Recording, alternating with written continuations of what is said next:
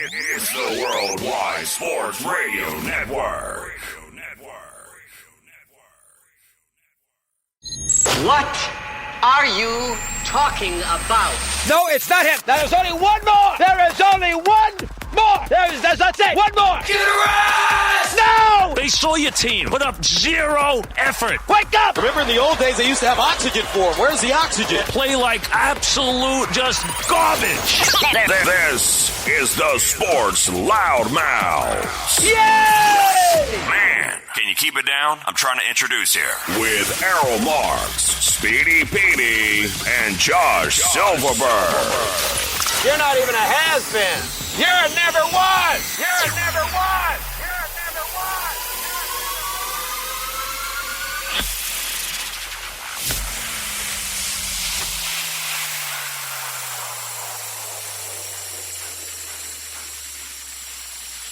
was. We are back, ladies and gentlemen. This is the Sports Loudmouth. I'm your host, Errol Marks, my co-host, Joshua Little J. Silverberg, and obviously Speedy, Mr. Tidy Whitey Petey. Remember, you can listen to our show every single Wednesday and Thursday at 9 p.m. Remember, you can go to our website at www.worldwidesportsradio.com. Download our app at iOS, WWSRN, or Android, Worldwide Sports Radio Network. I want to apologize to all the fans why we started a little bit late. I was on a conference call, but we are here, and we're going to go and do a full 2 hours worth of show. At 10:30, we're going to have our special guest, Mark Everett Kelly, from the Alabama TV show. So he's going to be joining us. We'll talk a little sports, some college sports, some NFL sports, and all the other sports. We'll get in with Mark Kelly. Anyways, what's going on, Josh? How are you? I'm doing good, guys. Can't complain. Just sitting here watching the Mets, watching the Yankees, watching the playoffs, NHL going on. There's a lot happening right now. The NBA, the play-in stuff. I saw some people insulting the Spurs in the first quarter, and that's why basketball is basketball, because it's a game of runs. You can't quit after the first quarter. Wow. So people need to learn that the hard way. Speedy. But I'm doing good, guys. Speedy, what's going on, man? Interesting for me. I would shout out to Mark. He actually had us as well as Ryan Hickey on his show in Alabama over the weekend on Sunday. It played on Monday, so shout out to Mark and Gerard at his network as well. So. Why are you so boring? Both of you, just so damn boring. Why don't you? I was praising. You're just Mark. Boring. I thought something. Sorry, next time something exciting. Everybody will get excited. Something exciting Please from don't. you two boring people. I mean, nothing exciting with you guys. I'll hang my left nut out. I'll remind everybody of Errol's face. How does that sound? That sounds better than what garbage you come out with. Hello, everybody. Hey, listen, you asked me how I'm doing. I'm sitting here watching the playoffs. What do you want me to say? Yay. Did you hear that, everybody? Josh doesn't shut up, and he's watching the playoffs, which every single sport fan is doing that. So good for them. Anyways. By the way, how did you guys like my... me. Could I speak for a second, or are you going to just cut me off every time I speak? Anyways, how did you guys like my birthday party? I loved it. It was great. It was great. Great to see your friends again. They Exactly. certainly enjoyed my presence again. I got a shout out from Cleveland up front, which I was surprised at, but I will take it. Definitely lively and a lot of fun.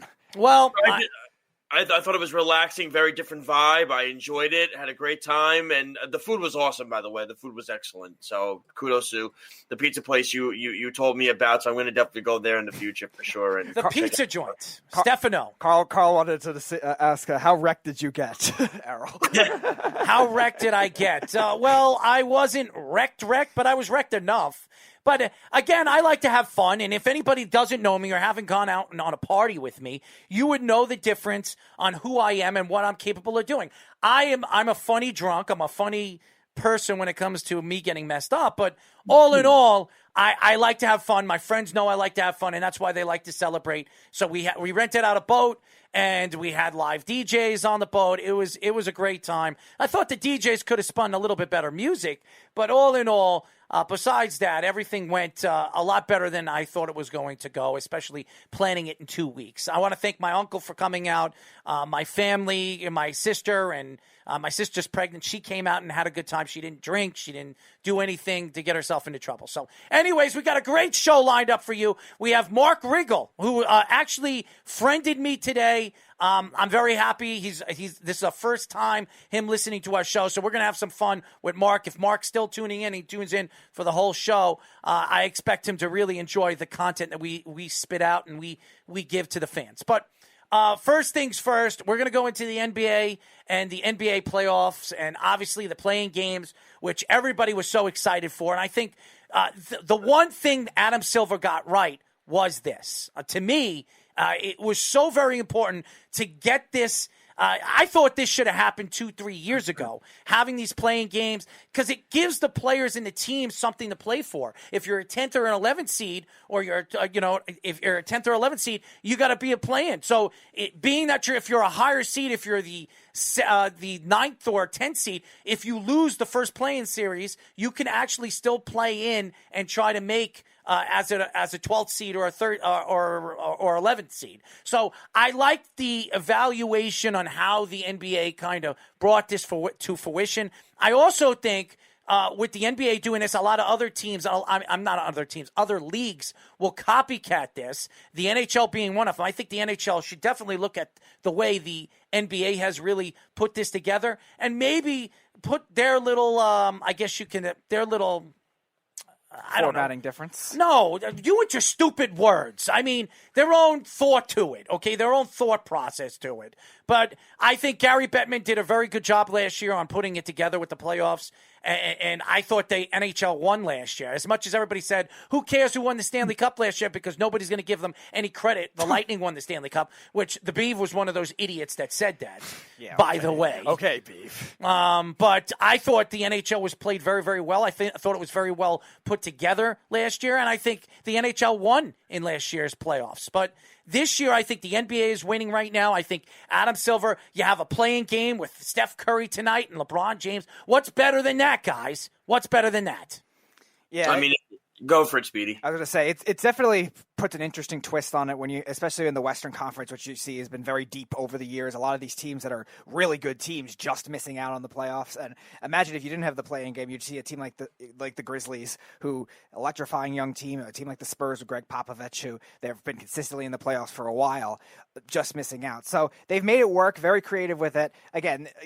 Whether it works for long term is still to be determined, but these games have definitely been very interesting. The format's definitely been very interesting, and it definitely puts some pressure on teams towards the end of the year to actually win these tight games now at the end of the regular season too, rather than just trying to pack it in and just say, all right, we're the 5 seed, we'll just see who we play. Now they actually have to try to play and earn that spot. This is in it. This for everybody doesn't think that this is going to continue going on for year in and year out. The NBA is going to love this. Everybody is loving this play-in game situation. So I don't think this is going anywhere. I think this is going to be implicated into the NBA and the playoffs moving forward. I think this is the perfect scenario for them, right? You're getting players, as Speedy said, they're playing for something. They're not just going to sit guys out for the last 2 or 3 weeks and say, okay, that's it. We're the 7th seed. We know we're going to play the Brooklyn Nets. That's the end of that. I mean, like you said, the NHL did it right last year. They killed it with the qualifying stuff and everything like that. And to me, the NHL playoffs, in my opinion, is the best playoff. You may want to do – I don't care if you agree. In my eyes, in my opinion, that's the best playoff. The overtime games that could last till 1 o'clock in the morning, it's the best anything out. It's better than anything out there. They need to stick to this. I don't care. And, of course, you heard what LeBron James said. Oh, it's BS that we have to do this stupid playing game, blah, blah, blah, blah, blah. Well, listen, this is the problem when also you do load management, right? This brings load management into play because that's the thing. Coaches aren't going to want to do load management as much anymore because now they're going to want to win these games because they're not going to want to have to sacrifice these players having to play an extra game in the series, a tough game. Like the Lakers are supposed to be one of the favorites in the playoffs, right? That's what everybody assumed, and that Andre Drummond signed here. They have Anthony Davis back, LeBron James. They were assumed that was going to be it. The Lakers are winning they're going to the finals. And now they're here sitting here playing a playing game against a hot Steph Curry and the Golden State Warriors. And to me, it's not going to be a pushover. Break. The hot Steph Curry. I hate Bull hog. Mr. Bull hog. That's what he is. Well, I understand that. But look, I agree with you. He is as overrated as it can be. But at the same time, if not for him, I mean, like the Warriors, he was this last week and a half. If not for him, they don't win any of these games. But to me, instead of the Lakers just going in there, being a 5 seed or being a 6, even a 7 seed, they could have played the Phoenix Suns in the first round, which they still could, and they probably will win that series.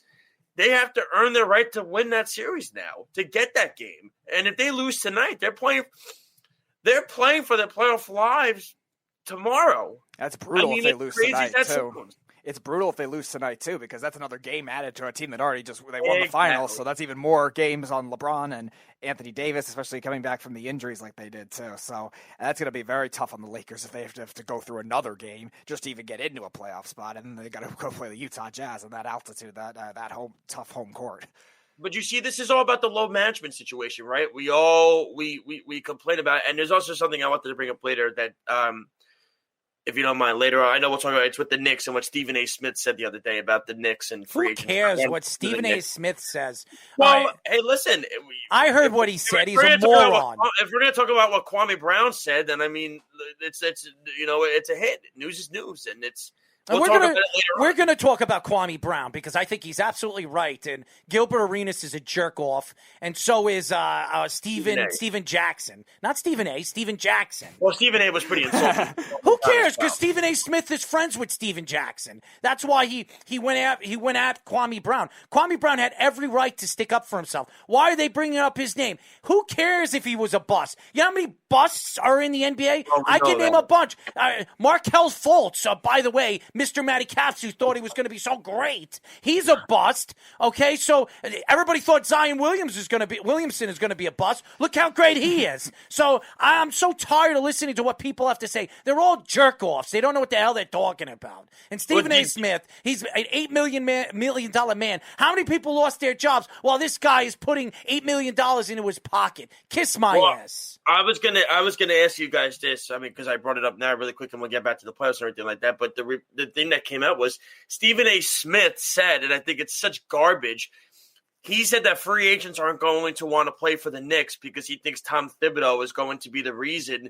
Because a lot of these players who like to have load management, a la Kawhi Leonard and those guys, don't want to listen to a guy like Thibodeau. And if that's the case, then they're soft. Okay, so Phil Jackson, who was supposedly not a player's coach, as everybody known. The only people that loved him were the great players: Shaquille O'Neal, Kobe Bryant, Michael Jordan, Scottie Pippen, Dennis Rodman. All the other players didn't like him.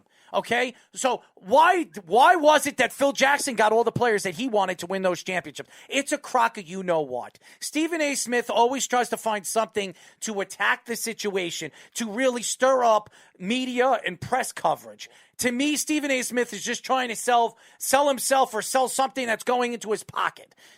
So I'm so tired of listening to Stephen A. Smith. As far as I'm concerned, Tom Thibodeau, to me, is the coach of the year. It's either him or Monty Williams. Monty Williams won it, Yeah, Monty Williams. Those are the only two guys that you can fight that was coach of the year.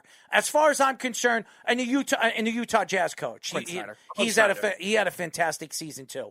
But as far as I'm concerned, what's going on with the NBA, I think the NBA is definitely excited about how it's moving forward. It's going to hit so many good ratings tonight. The LeBron James and Steph Curry game, the ratings are going to be off the charts tonight. Did you see last night's game? Last night's game, Celtics Wizards trumped any regular season game ratings wise since their opening night of the season. Wow. That Celtics Wizards. Think about that for a second. And I mean, you couldn't tell me, you couldn't give me two more boring teams to play against one another than those two. And those two are going to get the ratings. Imagine what LeBron and Curry are going to get tonight. But I like what they're doing. I don't know. Are we going to do a playoff prediction for every series, or is that going to be tomorrow's show? I don't know. We probably should wait after the play-in games. We'll do it. Yeah. We'll do it tomorrow. But okay, because I'm curious what you think of what Nate McMillan said today. It was quite fascinating. I could care less what Nate McMillan says too. Okay, all these coaches trying to fix it for the Knicks. I'm sorry. What did he says? He says that he knows that the NBA wants to see the Knicks do well, and in my opinion, I say to myself, okay, well, if the NBA wanted to see the Knicks do well, how come the Knicks didn't win the lottery when Zion was there and the Knicks got the third pick of the draft? Hold on. Well, the Knicks were bad for 15 years. Hold on. Why were the Knicks where were you trying to see the Knicks do well? Hold on. Nate McMillan is now coming up with his what do we call this?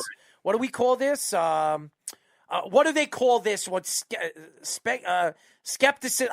What's the word, guys? Come on, up things. You're the dictionary. Making up words or making up things and stories. Conspiracy theories. That's perfect. Nate McMillan is creating conspiracy theories to kind of try to draw some kind of physical attraction or try to get the referees to go on his side. They're already the favorites in Vegas. Again, he thinks that the NBA wants the Knicks to win and make it to the second round, which I think is a crock of you-know-what, because the Knicks have been terrible for the last 20 years. The Knicks haven't been good. They haven't made it to the finals since 99. Let's do the math here. That's 21 years ago. 21 years ago. The last time the Knicks played in a playoff series was 8 years ago in 2013.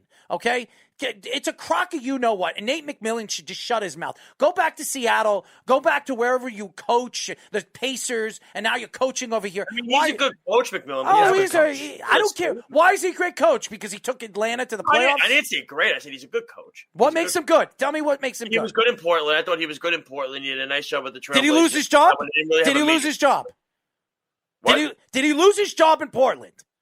Every coach loses their job. That's bull. That's not true, because how many coaches we've seen have kept that? Lenny Wilkins kept his job in Atlanta for how many years? 13 years. Phil Jackson. Hold on. You said everybody gets fired. Phil Jackson, he walked away from Chicago, went to L.A., and then he left, and he walked away from L.A. He didn't get fired. He left. Pat Riley. Oh, why did he leave the Knicks? Because he wasn't getting the GM job. He went to Miami. He was the coach / GM. Now he's the GM. He never got fired. To me, it's not you get fired because you didn't do your job or you lost your voice in the locker room. Okay, Nate McMillan lost his voice in the locker room. Nate McMillan is not a good coach in my eyes. I think he's an overrated coach who has bounced back and forth to different teams. Larry Brown. Okay, let's go to Larry Brown and his success. Larry Brown didn't become successful until he went to Detroit. Okay, he was never successful. He was on the 76ers. He did well with the 76ers. He went to one championship or two championships. Yeah, one championship with Iverson. Whatever. How many? He didn't win with the 76ers. No. Okay, so he didn't win until he went to Detroit. So as good as he was a Hall of Fame coach, was he really that great of a coach? The answer is no. Okay, his Knick tenure wasn't great. There's no, because to me, I don't look at excellent coaches or great coaches. There's either good or not good. Okay, so how many good coaches are in the NBA right now? 4, 3, really? 4. That's it. The rest are it all predicates to how good your players Steve are. Kerr in that category, right? No, because Tom Thibodeau. Look, when you have a coach that can go to a team that was not even a playoff team, was one of the worst teams in the NBA, and he makes them a playoff team, that's a good coach. Okay, that's a good coach. Greg Popovich is a good coach. Mm-hmm. He can go to any other team and make them a playoff contender. Eric Spoelstra. Yes, Spoelstra is a good coach. Yes. Who else? Who else could you put on that list? I would say Quinn Snyder's in that list. Snyder is a first-time thing with him. No, he's been good the last 3 or 4 years. Oh, give me a break. He hasn't done it long enough. Snyder is not a good coach. He's a subpar coach, a decent coach. Monty Williams did a and nice by the job. way, Carl says Tom Thibodeau get fired. Yes, he did get fired because he lost his voice. He lost Minnesota, and Minnesota had a lot of problems with it because Chicago. they had a lot of immature. He lost his voice. Players, right. He lost his voice. But look, when Tom Thibodeau went to those teams, how about this? Who was running the defense when the Celtics won the championship? Mm-hmm. Tom Thibodeau. Tom Thibodeau. You ask anybody who was the mastermind of those championship Celtic teams. Tom Thibodeau was. It wasn't Doc Rivers. It was Tom Thibodeau. When you talk about the Bulls, when he went to the Bulls, were they any good? Were they any good? Nope. No, they weren't. He made them a playoff contending team. Okay? When he went to Minnesota, they were good. They had a very good talent. He just shouldn't have been the GM. He's not a GM. He should have never been the GM. Still the only time they made the playoffs, though, is when he was coaching there. But again, my arguments here is we can go back and forth with this. There are good coaches and there are okay coaches. And then, by the way, read what Carl's saying, Speedy. Yeah, I was waiting for you to get Go ahead. Get done. Read it up. All right. So first, Snug says, does anyone care if the Spurs or Grizzlies win? Just They're go both through it before you answer. nowhere fast. Carl says, Pacers putting up 140 points. Crazy. Funny how LeBron loved it early in the season, then criticized it recently. Yes. Snug says, breaking Steph Curry wins the 2020-2021 MVP. Says the shimmy is the secret to his success. Carl says... Steven Jackson did apologize for that. Alex Slows says, thoughts on the Tampa Bay Lightning management, how the team's looking currently. Carl says, Lightning dangerous at power again. Power play scary good. Snug says, putting $8 million in your pocket, never a bad idea. Stephen A. Smith is my cousin. No, we know that's a joke, Snug. Carl says the Spurs are done. Carl says, bad for 15 years. You must be rounding down, I think referring to the Knicks. Alex says, just read them, and then we can answer them. Skeptics. Snug says, you told Speedy not to use his words. Carl says Nate McMillan is a good coach. No, he's not. Alex says Josh quit spreading rumors. Snug says every coach gets fired. Belichick got fired from the Cleveland Browns. Carl says he's got that Detroit team to win in the title. Come on, Errol. Carl says Tibbs got fired, though. And Jeff says, just says wonder much of Tibbs' genitals Errol could fit in his mouth. He's certainly trying to fit the entire thing now. Carl says, but Errol, you said any coach who gets fired isn't good. First of all, okay, so you want me to correct my wording for you, Carl, so it makes you happy? Here's the best way to correct my wording on coaching. If you get fired and you go to different organizations and you make them better, you're a good coach. Nate McMillan, he went to plenty of teams. Did he make them great? No. Okay, he didn't make them great. He made them subpar good teams. I don't think Nate McMillan's a good coach. You might think he is. Good for you. I'm not arguing your points if you think Nate McMillan's a good coach. My argument here is I think there are 4 to 5 great coaches in the NBA, and the rest are, they're all right, okay? A coach that can change an organization, that can make the organization better. That's where I think a good coach is defined. Okay, when you could you could put a coach to any other team, any organization, he makes them better. That's where I say a coach. And Jeff, why are you bringing up the Jets? We're not even talking about the Jets, and you're bringing up the Jets, you idiot. You're a jackass. That's what you are. Anyways, but.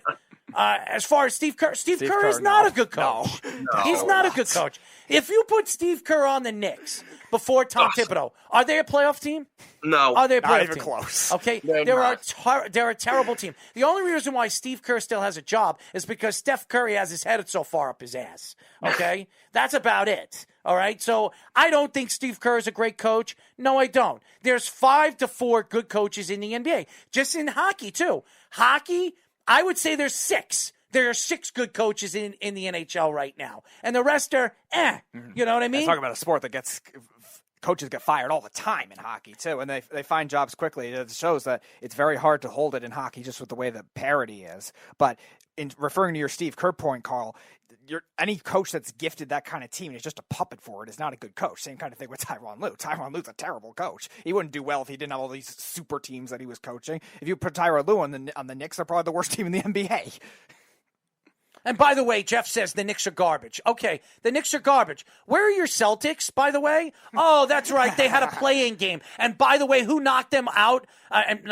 When the Celtics had a chance to knock the Knicks out of the 4th spot. Oh, by the way, who won the last game of the season? Oh, that was the Knicks. Okay, so the only garbage team right now is your Celtics, who are playing the Brooklyn Nets. Good luck on that one. Good luck on that one. So, what are you going to say? They're in overtime right now. And he's going to make excuses. Well, they don't have Jaylen Brown.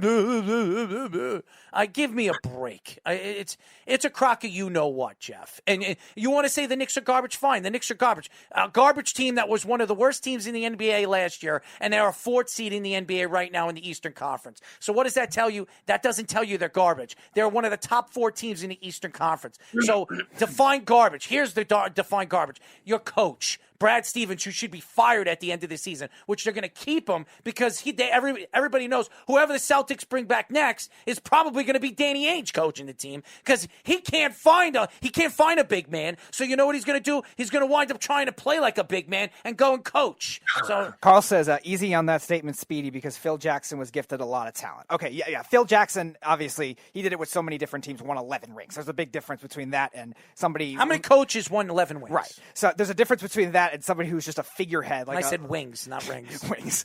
You probably won those too, but there's a difference, Carl, in a figurehead coach like Steve Kerr or Tyronn Lue or something like that. These guys are just player coaches. That's LeBron wanted Lue, he wanted David Blatt fired or whatever that whole story was, whether it was him or Kyrie, whatever it is. But there's a difference between that kind of thing and Phil Jackson, who was a great coach no matter what he was, with all different players, all different teams, and did a great job. And first of all, Carl says Kerr has 3 rings. Yeah, I would have 3 rings too if I was coaching Kevin Durant, Steph Curry, Draymond Green, and Klay Thompson. Oh, and by the way, Andre Iguodala too at the prime of his career. Give me a break. Cousins. I mean, they didn't win that year with Speedy Cousins. could have coached that team. But you imagine if he was healthy? I'm saying Speedy. Yeah, right. No, you're right, because he was one of the best players in that NBA Finals. And then Jeff says, Errol's opinions are as reliable as Ryan Shazier's legs. Thank you. Thanks a lot. Thank you very much. But by the way, Carl says Jordan O. Lyrics said he wanted Phil. And then not a good argument, Speedy. And then Jordan only said he wanted Jackson. And then Carl says, just like LeBron. Yeah, but again, what I'm saying, Carl, is Phil Jackson did it with the Lakers, too. Again, they traded for Kobe Bryant. Kobe Bryant, remember, was a middle of the first-round draft pick. He wasn't this, he was a top prospect out of high school, yes, but you didn't expect him to be that. He wasn't a number 1 pick type. No, he wasn't. Shaq, they signed as a free agent later, but again, Phil Jackson had to make those other players work, too. It wasn't just the stars that got those teams to work. The Derek Fishers, the Robert Horrys when he was there, guys like that really they made work in LA. And same thing with Chicago. Luke Longley and Tony Kukoc, who, congratulations to him, just got inducted into the Hall of Fame. Yep. Horace Grant. Right. Those guys. They had to make those guys work. It was a defensive system, too, that Phil Jackson had in Chicago. But you even look at even going back to even the Lakers players, like a guy like Lamar Odom and those guys, trying to fit them in under Phil Jackson. It's just fitting. It's making the depth. That's the thing. We always talk about the main guys, right?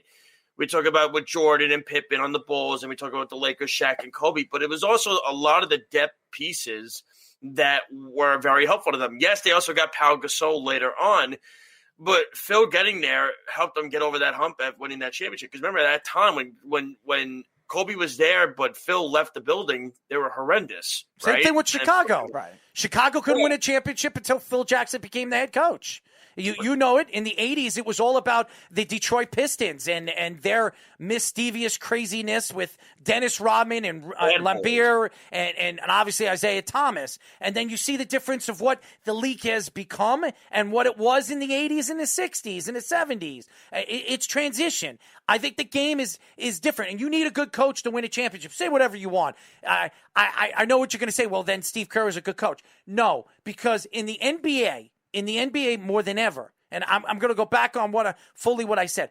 If you have 3 superstars, dominant superstars, you can win a championship with a bad coach. But if you have 2 superstars and a good bench and a good team, you need that good coach that's going to put you in the right position to succeed against those three top savvy star teams like the Golden State Warriors in that time, or even now with the Brooklyn Nets. Right. So it's a different game now. So if you have 2 superstars, you need a good coach. If you have 1 superstar and a bunch of good players, a.k.a. the Raptors, you look at that team. Right. You had a good coach, I'm sorry? That was Nick Nurse. Nick Nurse is a good coach. He's one of those coaches that I would say in the top 5, top 6 in the NBA right now. And really quick, this is the thing that really bothers me with what even like Stephen A. Smith said. Like, good players won't go to the Knicks because Tom Thibodeau is there and he's running the show, and players want to be the man and in charge and everything like that. Okay, that's all well and good, but at the same time, though, you can't tell me superstar players aren't seeing what this guy did with Julius Randle, and you're worried about players don't want to go play for Thibodeau because they're not going to get the load management because Thibodeau's not that kind of guy. And listen, he's not that kind of guy. He demands stuff from his players. That's what he is. He's not a pushover. That's why the Nets didn't hire a big name coach. They hired Steve Nash, right? Because let's face it, who really runs that show? It's Kyrie and it's KD and Harden. There's no head coach. And none of us are saying that Steve Nash is a top coach. He's a figurehead for that super team. Same thing with the Warriors. Steve Kerr's not a coach. Right. Oh, and by the way, Carl says the Raptors didn't make the playoffs, and you're absolutely right. The Raptors had a lot of injuries this year. And the they Raptors, had to play in Orlando, too. And the Raptors are trying to trade away their best player at the trade deadline, which they couldn't make a move because he wasn't 100% healthy. That's why the Raptors didn't make the playoffs. The Raptors were a borderline playoff team. They didn't even play in Toronto this year. They played in Orlando the whole season. They didn't even know where they were. They didn't even have home field advantage. So again, you make quality points, Carl, but again, you got to look at the big picture here. They didn't have their superstar all season long, and they weren't 100% healthy. And you're going to say, well, the coach is supposed to make the team better. There's only so much it could do, right? Yes. Tom Thibodeau didn't have a healthy Julius Randle. Did the Knicks make the playoffs? No. Okay, so again, you need the players to win. It's not just that. They played in Tampa, not Orlando. Okay. Oh, my bad, Jeff. Right. Okay. Thank you, Jeff. Carl also asked, Curtin make Draymond Green better? Yeah, he made him better, sure, but Draymond Green was already good before that. He was a second-round pick, but he was already a decent player with Mark Jackson coaching him there. And it's not his defensive system. Steve Kerr is an offensive coach, ball movement type, extra passes, all that stuff. Draymond would be a great defender either way, I don't think. And then you all say Steph Curry is overrated. He is overrated. In terms of what the national media thinks in terms of making him like the number one or like a top 5 overall Carl, player. let me ask you a question. That doesn't mean Steve Kerr made him better. Carl, let me ask you a question. Is it more impressive of Steph Curry shooting and breaking the record of 3-point shots in a season, or Oscar Robertson's record, which everybody thought was never going to be broken? Russell Westbrook breaking that record this year, which nobody thought it was ever going to be broken. What was more impressive?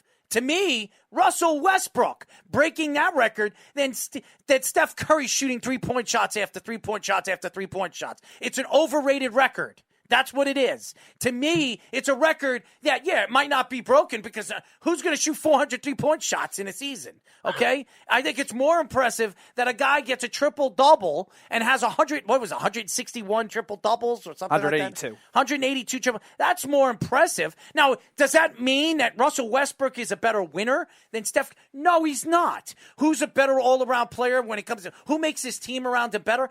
I would probably say Steph Curry. Steph Curry makes his team a little bit better around him. I would say that, especially his team making the playoffs this year. And Russell Westbrook, he's doing a play-on game too, so you can argue that too. If you were to ask me who's been a better winner, Steph Curry's been a better winner because he's won championships. But he also played, well, you're going to say he played with Kevin Durant too. Russell Westbrook played with Kevin Durant in the beginning of his career when he was a young player, when he was a little wet behind the ears. If Russell Westbrook played 7-8 years after, Kevin Durant was at the top of his game, I think they win championships with James Harden. I think they would have. Carl says the game has changed because of Steph. And I agree, Errol, but Steph changed the game more to what the NBA is now. Yes, influence does play. What, shooting threes? Because shooting threes, which is fair, Carl. But in terms of the more dominant all-around player, he's made the game worse. Steph Curry made the game worse. Okay? To me, you're telling kids, you know what? Go shoot the 3, you can make the NBA. Go shoot the 3, you'll become important to a team. With basketball, you have to understand the intangibles of the game. What makes the game so great is the intangibles of the game. Steph Curry, the one thing Steph Curry lacks because he's a point guard is understanding what it is to pass, okay? You're a point guard that averages what? 5.8, 6 assists a game. You have power forwards that average more assists a game than you do. That's what it tells you. And don't compare Steph Curry to Chris Paul because he doesn't even shine Chris Paul's underwear, okay? He couldn't shine Chris Paul's anything, all right? Chris Paul... his balls. There you go. Yeah, it's basketball, Speedy, you dirty mofo. Yeah, it annoys me when people bring up Steph.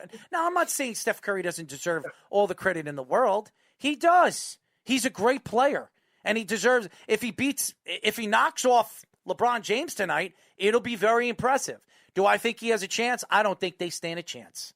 I don't think, unless LeBron James is not 100% or he's lipping off the court and he can't play the whole game, there's no way in hell the Golden State Warriors. Yeah. No, even with Anthony Davis out, if LeBron James is playing, they win the game.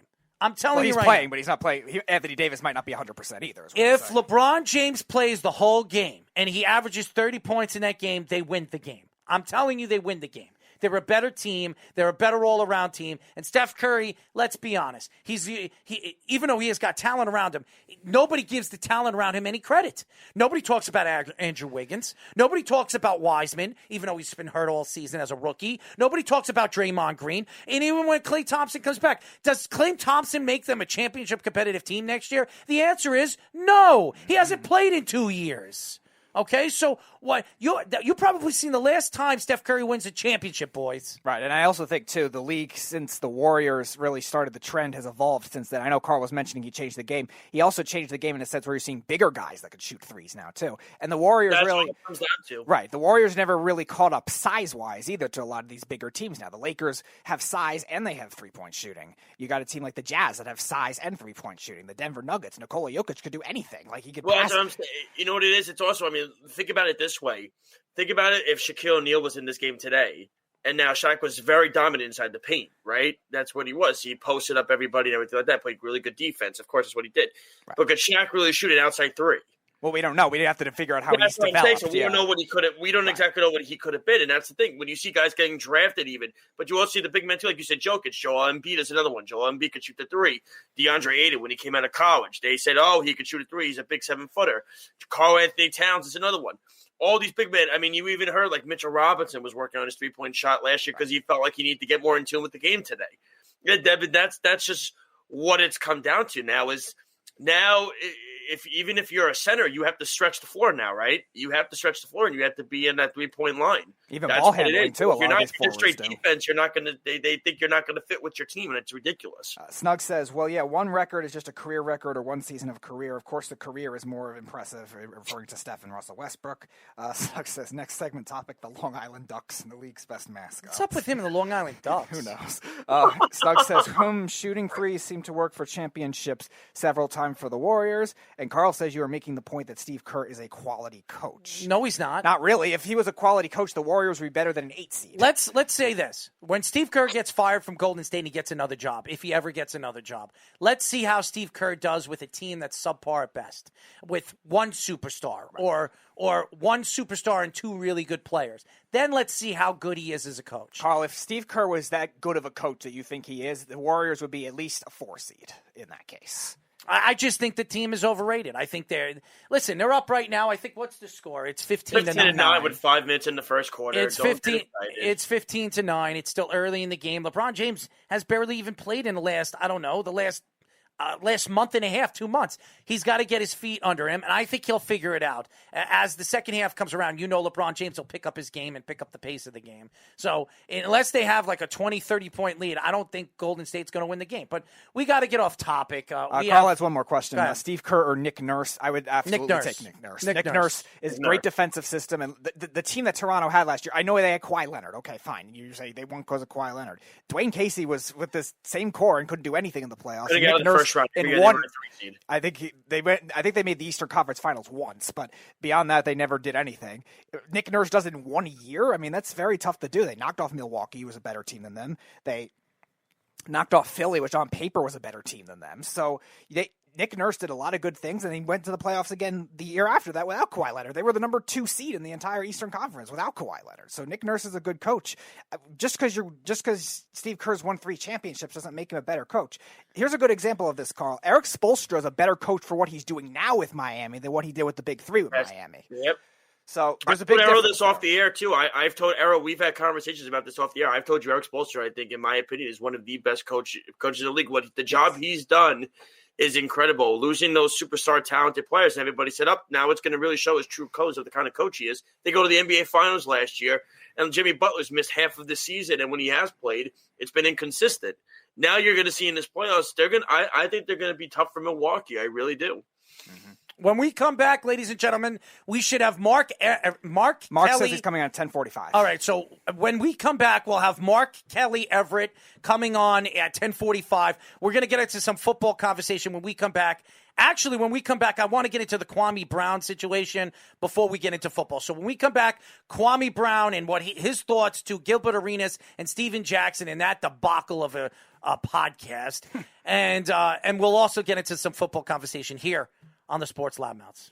You're listening to the Worldwide Sports Radio Network. This is the Sports Loudmouths.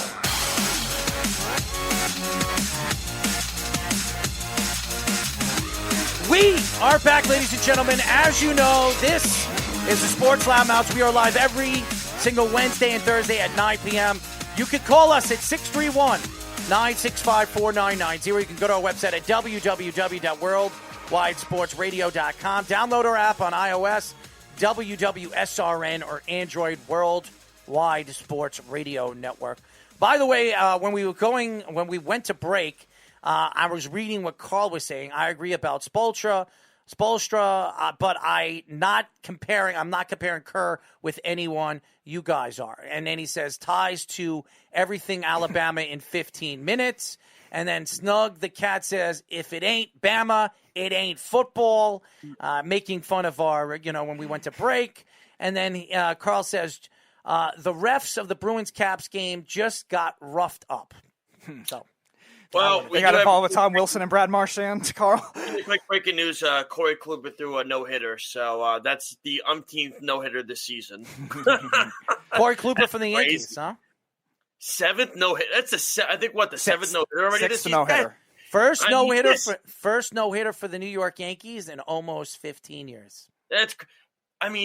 That's the seventh no-hitter. Good for Corey Kluber this season. Good for Corey. Listen, good for anybody that could throw a no-hitter, but it's like 7 in the month of May already. I mean, this is like absurd. There's already 2 teams that have gotten no-hit twice, too. The Indians and the Mariners. Well, just remember, everybody. The Indians got no-hit twice already.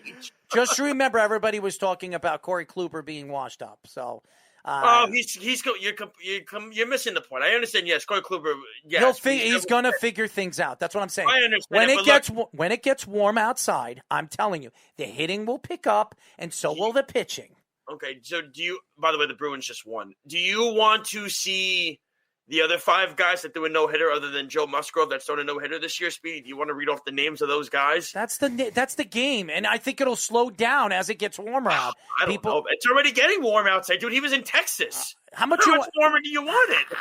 How much you want to bet when it gets really warm, when the summer comes around, the bats are going to wake up for a lot of teams, and you're not going to see as many no-hitters as you've seen. What is it in Texas right now? It doesn't. Listen, again, these guys are traveling. They're coming from cold climates. The Yankees finally got warm this week. It's been cold in the month of, it's springtime / summer. And what was it, a week and a half ago? It was about 50 degrees, 45 degrees out. At nighttime, it's 40 degrees out. It's when it becomes 80 degrees or 75 degrees at nighttime, then we can talk about how warm it is. And then if there's a problem hitting at that time, then we can start saying that it might not change. I mean, the league-wide average this year is amongst the worst it's been in forever. So I think that will change. You'll see it will change. Better. Carl says this is the 6th no-hitter in 50 games. This is the most since 1917. So dead ball error you're talking there. That is very That's impressive. fine. That's fine. And we saw it when a couple of years ago when Alonso won the home run rookie of the year and he was an MVP candidate. We were talking about we've seen the most home runs in the month of July and August. Okay, and people were complaining about that. So nobody's going to be happy. You're going to complain about the balls. You're going to complain about the bats, and then you're going to complain about the referee's underwear. Okay, just play the damn game and stop bitching. I would love to play the damn game. I wish Rob Manfred would stop tuning up the game and just play it like it normally is. Stop tuning it up. So fire the man. Fire the man. Why are the just make the game enough? The baseballs are dead. The baseballs are not dead. Players are saying the baseballs are too small. They can't hit them. Then the baseballs are now easy to hit. Just find an even level here. Enough with fine tuning this game. Enough with the whole 3-batter minimum. Runner on second in the extra innings. BS. All right, the 7-inning doubleheaders. You want to stick to that? That's totally fine by me. I'm fine with that. Okay? Everything else, I hate the 3-batter minimum because what it does is it takes the strategy out of the game. I understand that it makes the game go longer and longer, but look at the time differences of the games. Are the games really going that much faster? No. Are they really going faster with doing this? You want to know what's going to make the game go faster? A pitch clock. So that way the batters aren't coming out of the box every 5 seconds doing their gloves, doing the shimmy thing with the bat, rubbing the bat in between their legs. David Wright. All the things like that. Get in the damn batter's box and hit the freaking ball. And that's baseball. We'll get into baseball a little bit later. I'm sure Mark will be joining us, and he'll have his own thoughts with baseball and the Mets. We had a long conversation on his show the other day about the Braves and the Mets and where we think both teams are going. I think the Mets are going to figure things out once their pitching staff starts to develop. And I mean, they won 2 out of 3 in this series. Well, I don't think it's a miracle. By the way, I picked the Mets to win the Braves series. I picked the Mets. They almost won tonight. It was amazing. They almost won it tonight. I said if the Braves lose this game tonight against this Met lineup with Cameron Maybin hitting third, Brian Snedeker needs to get a reality check in the locker room after the game and say, what the hell was I doing? Let's get into the Kwame Brown thing. Before we get to that, let's just read off the rest of the comments. Snug says it's almost Memorial Day, plenty warm. Not everywhere. Snug. Not here. It just got, by the way, Snug, getting warm here. It just started getting warm about a week and a half ago here. So you're wrong, Carl. I mean, you're wrong, Snug. Okay? Carl. By the way, hold on. It's still cold in Michigan. It's still cold it's cold in Cincinnati and Ohio. Yep. Okay? So don't tell me it's warm all over the place. It's not. It's still cold. So you're wrong. Carl says no one is complaining, Errol. Josh brought it up. So one time you're not spreading rumors, Josh. He also says they are going faster with no hitters. Ha ha. And then I'd rather spread rumors than have a dog lick my ass, Speedy. So there you go. Continue. And then Snug says, how about a 6-inning triple header? That would never happen. So before we get into Mark Everett Kelly, who's going to be joining us, and I'm sure he's going to have his own thoughts. I'm drinking my orange juice. Yes, ladies and gentlemen, it's not all. I was wondering what was going on there. It's not all orange juice, by the way. I put some, I guess you can say, vitamins in it. So I have a lot of vitamins. I need the vitamins, especially what the doctor told me. I need more vitamins. So I thought it was like a big mimosa for you. I guess some of it is. You could do a little champagne in there before the show. I've been. By the way, I'm just trying to get healthy. My vitamins are pretty low in certain ends, so I had to compile vitamins into this. So it's not something that I'm enjoying. By the way, Jeff says we want the cup in reference to the Bruins, and then Carl says if by vitamins you mean vodka. I'm sorry. Carl says if by vitamins you mean vodka. No, I don't drink. So I don't drink. So it wouldn't don't be jinx vodka. that, Jeff. Don't touch that chant. Yeah. So, anyways, I want to get into the Kwame Brown thing before we get Mark on the show. It's so interesting because this has been the talk of the weekend. What Kwame Brown said, he actually attacked Gilbert Arenas, Steven Jackson, and Matt Barnes, who actually took a shot at Kwame Brown. Now, why are you bringing in Kwame Brown? Kwame Brown is a lost cause. The guy was the number one pick, 20 years ago from Michael Jordan. It was Michael Jordan's first pick, and he failed. He was a high school player, one of the last high school players before they changed the rule, and he really failed in the NBA. Now, he didn't fail that much because he made it to the NBA, and he was still one of the top players in the country coming from high school. So he didn't fail from that, and he actually protected himself and stuck up for himself on the situation, stating that you can't say that I was one of the worst players because I came from high school and I still earned the number one pick in the draft. Now, we've seen a lot of number one picks that became busts. In the last 25 years, we've seen quite a few of them. So even in the top 3 were quite busts. Anthony Bennett. A lot of them, okay? There's a lot of them. If we went through the drafts, we could pick Adam a lot Morrison, of them. Yeah. A lot of them. Anyways, do you have the clip? Yep. I want you guys to hear what Kwame Brown said. It is very, very intriguing, very, very interesting when you think of what he has said. And now sticking up for himself, you have Gilbert Arenas and obviously Steven Jackson have taken their shots back at Kwame Brown. But listen to what Kwame had to say. Just remember, you guys started talking about me in more than one occasion. And I think the reason why you guys talk about me, because most of you that talk like that, y'all suckers. You can smell this man and this testosterone coming off of me. But when I see you effeminate niggas that need to be in the limelight and attention seekers and the way you talk and yell, Steven Jackson got picks. He tough around certain people. And then certain people he got to call his big homie, his tough guy advisor. What grown man standing on his line? He ain't grown.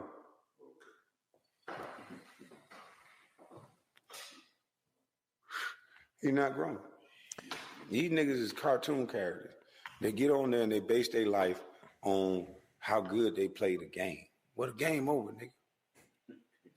All How you right. play life? All right. So what happened is obviously everybody knows that Gilbert Arenas, it was Steven Jackson and Matt Barnes. They brought Gilbert Arenas as the third voice of their show. What's the show called, by the way? Find out what the podcast is called.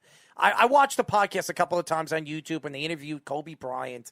They've interviewed a lot of NBA players, and supposedly it's a good show. I'm not a fan of it, but supposedly it's a good show. What bothers me... All the smoke, okay? What bothers me is they're taking shots at a guy that had nothing to do with their show. Now, you want to take a shot at Kwame Brown. Kwame Brown wasn't a great NBA player. There's no question that he wasn't. But to take a shot at him and not knowing the background of the story behind his family and what his father did to him, left him on the train tracks, to me, it would upset me when Kwame Brown he's a laughingstock of the NBA as it is. And I've reached out to Kwame on Instagram. I'd love to get Kwame Brown on the show, by the way. But anyways, I think we have a caller. Let's put the caller on the phone. Who are we speaking to? Welcome to the Sports Lounge House. Who are we speaking to? Hey, how y'all doing? Who are we speaking to? This is Kevin. Hey, Kevin, how are you? Pretty good. Just got to talk some NBA. Go ahead. NBA talk. Yeah, so I was listening to Chris Broussard, and he said Nikola Jokic, he's the worst MVP. Maybe Dirk Nowitzki and Steve Nash are worse. And I just can't stand the NBA media. It's like they don't even hide their bias. Oh, Dirk Nowitzki and Steve Nash will be the worst one since them. Oh, real convenient. Horse shit. He's going to be better than Garnett, better than Iverson, better than a whole gang of folk.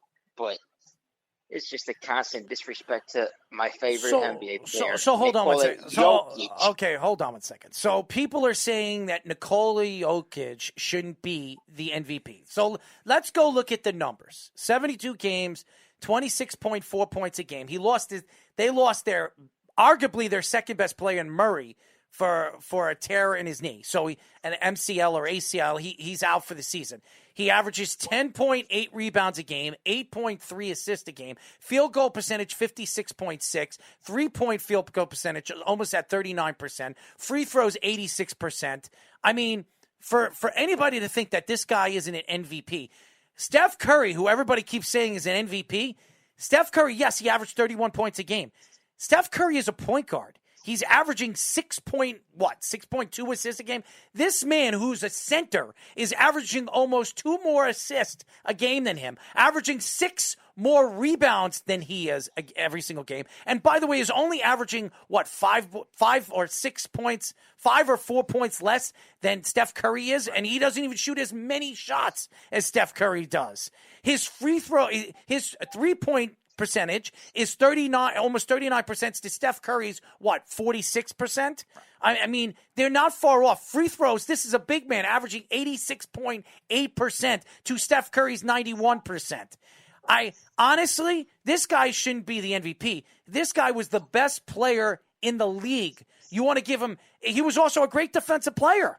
He's one of the top centers in the league defensively in the league. Which was normally his problem before that. He was below average for his position defender, and he got really good at that fast. So I agree with you.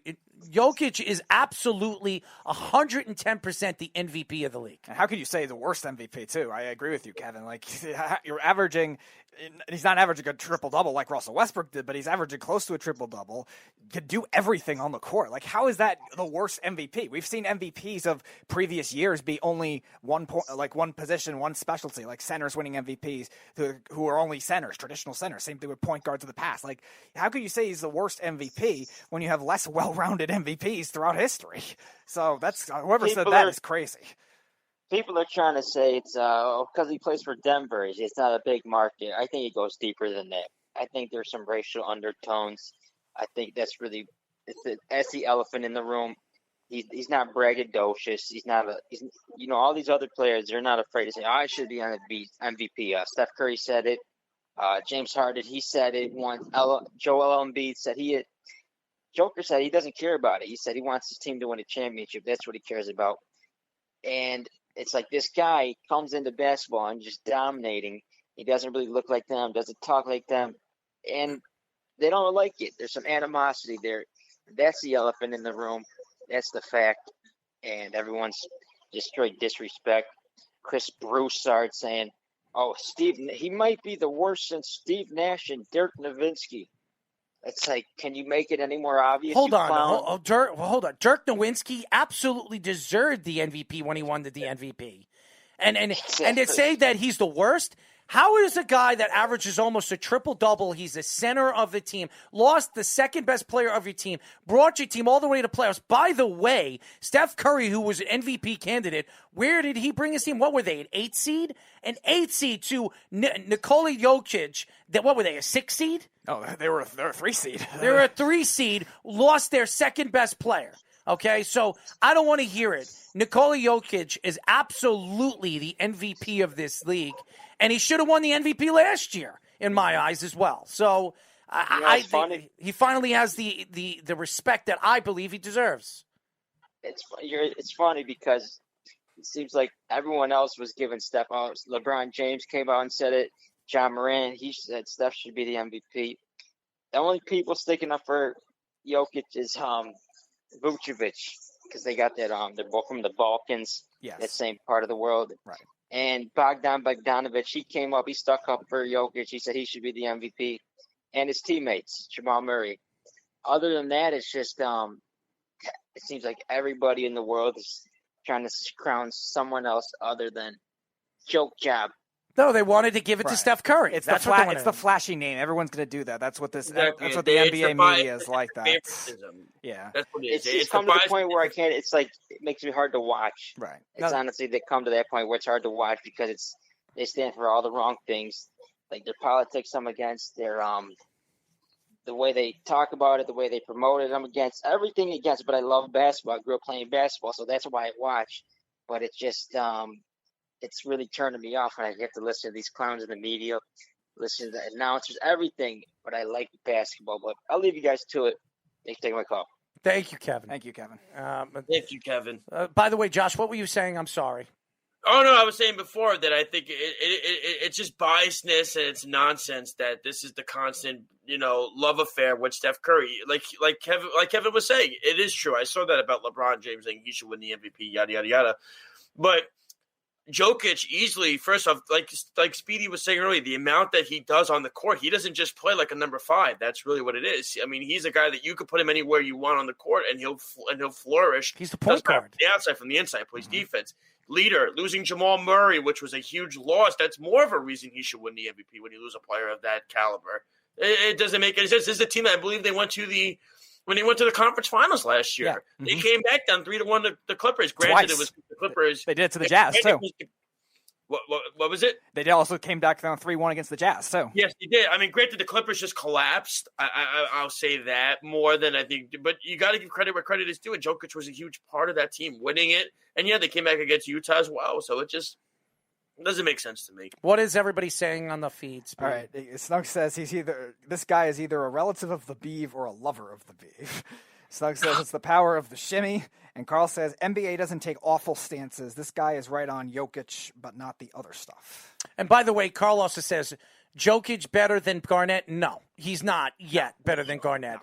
But the way he's going, and statistics show that he is, he's going to be better than Kevin Garnett. I mean, Kevin Garnett never averaged a triple-double. No. And Kevin Garnett, as good as he was, he never made anybody better than him, better around him until he went to the Boston Celtics when he had 2 other players around him. Go look at those Timberwolves teams that he was on. I mean, that was they had the 1 year, I believe it was, right? The 1 year where they were, the 2 or the 3? They were the Reese, and they lost in the second round, I believe, to the Lakers, I think it was. So other than that, I mean, what was the year that really flourished with Minnesota? Yeah, I think Jokic has been a fantastic player and a fantastic person for fans to want to be. I know everybody loves Steph Curry, and all these fans wanted Steph Curry to win for what? Because he averaged 31, 32 points a game. Steph Curry is a great player for what he does. He's a great shooter. You want to say he's a good ball handler? That's great. You want to say he's a decent passer? That's great. He's a point guard in the league, and he only averages 6 assists a game. He's not even in the top top 7, top 8 percentile in point guards in the league when it comes to passing. What does that tell you about Steph Curry? He's not a point guard. And for anybody that puts him in a top 10 or a top 5 point guards of all time, it's a joke. It is an absolute joke because he's not anywhere close. I'm telling you, Chris Paul is way better than Steph Curry. Way better. Just look at what he's done for the Phoenix Suns. Could Steph Curry go to the Phoenix Suns right now and make them a top 2 seed? The answer is no. The other argument to anyone saying he was a top 5 point guard of all time, Steph Curry also took a while for him to get going. Now, Carl, you're going to twist this, say, oh, it's going to go back to the Steve Kerr thing again. No, he got good at kind of 2011, 2012, but he had 3 iffy years before that, too. So these point guards that Chris Paul didn't have that kind of issue. He was great right away, and he's thought of in that boat. Same thing with Jason Kidd, all these guys that are in these top point guard of all time, Magic Johnson, conversations. Steph Curry had 3 iffy years before he really got good, and then he really got great for peaking for a while. But again, that doesn't make him a top 10 point guard of all time just for doing that. And also when it comes to the MVP, just because you're a scoring champion doesn't automatically make you an MVP. Kevin Durant did, okay, I think James Harden did when he was a scoring champion, but you need other things to go with it too, which Nikola Jokic has, which guys like Joel Embiid has, Luka Doncic, Giannis, guys like that have been much better this year all around. Where's Mark, by the way? He's like, he goes in one way and the other. He's supposed to be here at 10:30. He says 10:45. It's 10:51. We still don't see Mark. Ah, man. Maybe Mark mixed up time zones again. Anyways, to go back to Kwame Brown, I think it's obnoxious what these 3 guys have done. Now, I like Gilbert Arenas. I thought he was but how many stories have we heard of Gilbert Arenas when he played for the Wizards? The locker room gun story. The gun story. I mean, the guy is the fact that the NBA has given him a chance to be an analyst and stuff like that. This is a guy that's been an absolute joke. An absolute joke. So it's a huge, huge problem. And I think Gilbert Arenas, who's now a part of that stupid show. Now, Matt Barnes, let me tell you something. If Derek Fisher isn't screwing around with your wife or whatever, you've got something to say. I mean, you weren't a successful NBA player. You always up Kobe Bryant's jockstrap. and you want to know something? For the fact is Steven Jackson's to me, all the stuff that he has said on and off the court has been obnoxious too. And Steven Jackson, but besides the ending of your career, the first 6-7 years of your career, you were a garbage player. What is he most known for, Steven Jackson? I want you to get.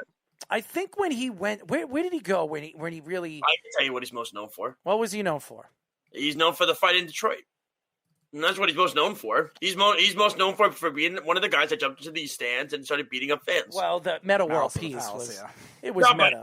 Go back and watch the video. Him and Jermaine O'Neal were a big part of that video. Yes, but Steven Jackson was relentless beating up on people in that video. He was a guy that was looking to kill people in that video. Well, Stephen A. Jackson, nobody said that he was an intelligent man. Okay, that and maybe his Warriors when he was on that Warriors team that was the 8th seed. We believe Warriors, yeah. Yes, Jackson. And by the way, Carl says Jackson won with the Spurs. Yeah, he also won with Tim Duncan, Parker, Ginobili, Kawhi Leonard. I mean, me and you could have won with them too. You want to give me a ring? I'll take a ring. I mean, seriously. Charlie Slows about it. Well, ask Charlie if he has a connection. I'm sure he does. I'm sure he has a ring of his own. He does. No, I'm not talking about the Nationals. I'm not talking about the Nationals. I'm talking about he probably has a ring with the Spurs as well, because everybody else does too, including Steven Jackson. Oh, touche. Oh, it's just it's terrible. And what they say. Listen, I don't think Kwame Brown is a good player. He wasn't a great NBA player. But how do you know what this guy has gone through? When he came to the NBA, he shouldn't have been in the NBA. He should have went to college basketball. He would have been a much better NBA player if he went to play college basketball. But it's just a relentlessness for years, Arrow. I mean, this has just been a thing. This goes back to the whole thing with Stephen A. Smith is the reason that this whole thing is just the way it tailspin with the constant jokes and the berating. Yes, we know he was traded for Pau Gasol. We know this already. We understand it. It was not a good trade for what was the trade? It was with Memphis. Mm-hmm. We know it wasn't a good trade. Although they did get Mark in that trade. It's kind of funny how that worked out. But we know that already. We heard, and he makes the jokes. He still makes the jokes today, Stephen A. Smith. I love for him to go up to Kwame Brown and say it to his face and see what Kwame Brown does to him, by the way. See how that would go. Love for him. He talks a lot of you-know-what. I'd love to see that unfold. Sure, get him on a show and see what happens. I don't want anybody on the show because I just think. And no, by the way, I'm talking about. I want to see on the Stephen A. I want to see on Stephen A. show. I want to see invite Kwame Brown and say that stuff to him. I want to see what would happen then. Well, I want to get Kwame Brown on our show. I reached out to him on get Kwame Brown on our show. I reached out to him on Instagram. I'm hoping that he'll answer to us and maybe he'll come on the show and speak whatever he wants to speak. It would be great radio, by the way. It would be wonderful. If I can get him on the show. So I reached out to him. I tried to find him on Twitter. Didn't find him on Twitter, but he has Instagram. So I wrote him a nice quick letter, and hopefully I get an answer from Kwame in the next couple of days. So I would love to get his afterthoughts of what these guys have said about him. I think it's a joke. We got Jeff coming on. What's going on, Jeff? What would you like to talk about? We want the cup, baby. Let's go. Well, obviously you're excited about your Boston Bruins. Yeah, 2 games to 1. Long way to go. Yeah. Anyways, listen, I'm trying to be respectful of Josh. I'm not trying to call him an idiot, even though he is stupid, right? Nothing Stephen A. Smith said about Kwame Brown was out of pocket. He's never attacked him personally or anything. He just said he's a trash basketball player. By the way, that's your job. You're on TV. How is anything he said about Kwame Brown either A, untrue, or B, out of line? Because I think talking about his skills on the basketball court is fair game. Yes, I don't know if Jeff can hear me, but at the same time, yes, it is completely fair game, and that's fine. You're being an analyst. After the trade happens and you do it, you talk about it once or twice, you go, Jeff, he's still doing this years later. This is still going on. He's still doing this. Like, this trade happened. How many years ago did this trade happen already? We know he wasn't a good basketball player. Well, we still talk about how great Michael Jordan is. So if we can talk about that, why can't we talk about how bad Kwame Brown was? Because Kwame Brown's skill level talking isn't worth anybody's time anymore. We already know. Hold on one second. Also, Jeff, Steven Jackson, was he any good? Honestly, he wasn't. Steven Jackson was pretty good. Steven Jackson for was pretty 2 years. Good. For 2 years. Listen, Matt Barnes pretty good. Both of those guys, by the way, hung around the league for 15 years each or something. You got to be pretty good to be in the league that long. Like, so let's stop with, were they superstars? No, but we need to stop with the whole, you're trash because you were just like an average player. Dude, 15 years in the league, that's pretty good considering all the amount of people that come into the league and how few spots there are. That's pretty impressive. But why bring him up? Why he hasn't said anything to you? He hasn't attacked you. Why are you bringing up Kwame Brown and attacking the fact of the player that he was? We all know he sucked. I think Kwame knows he sucked too. Because it's a popular culture reference, at least in basketball, right? Like you can talk about I think it's completely relevant to go, who's the 3 biggest busts of all time? And then all of a sudden you're going to go Michael Olowokandi, Anthony Bennett, Kwame Brown. Adam Morrison, maybe. It's completely fair game. They're not attacking these guys Morrison was the first pick. And the problem is Kwame is taking it personally and calling Matt Barnes Becky with the good. It's pretty funny. Becky with the good hair is pretty funny. You gotta give him a right? But Kwame is the one taking it personal. They're just talking about what kind of trash basketball player was. If you don't want to have people talk about how trash you are at your job, guess what? Do a better job. You're absolutely right, but if you know the story behind, Kwame Brown could have went to college basketball, play college basketball, but if you know the background of his family and stuff like that, he had to go to the NBA. He had to earn the money because of the situation that his family was in. So maybe... listen, we can have a debate about whether that's true or not. Of course. Because listen, if we're talking about, he had to for the money, if we're being honest with ourselves and knowing what's out there, what do you think? These college kids aren't taking money? Come on. No, I didn't say they weren't, but I can't. So I can't say that they have. He went for. Listen, he had people pump up his head to tell him how great he was because he was going to get this giant payday, and then he was trash. He didn't put in the work. Like he didn't even work hard because if you remember the first few years in the league that he was there, people were saying he was lazy, and he didn't put in the work. That's on him. Mm-hmm. By the way, Mark has arrived. Oh, terrific! It's the Alabama hour. We got this. We got this moron on. I thought amateur hour was before, not now. Hey, Mark, who's putting pay? Excuse me? What? He asked who Quiddy Pay was. He's got no idea. He didn't go to Alabama. Terrific.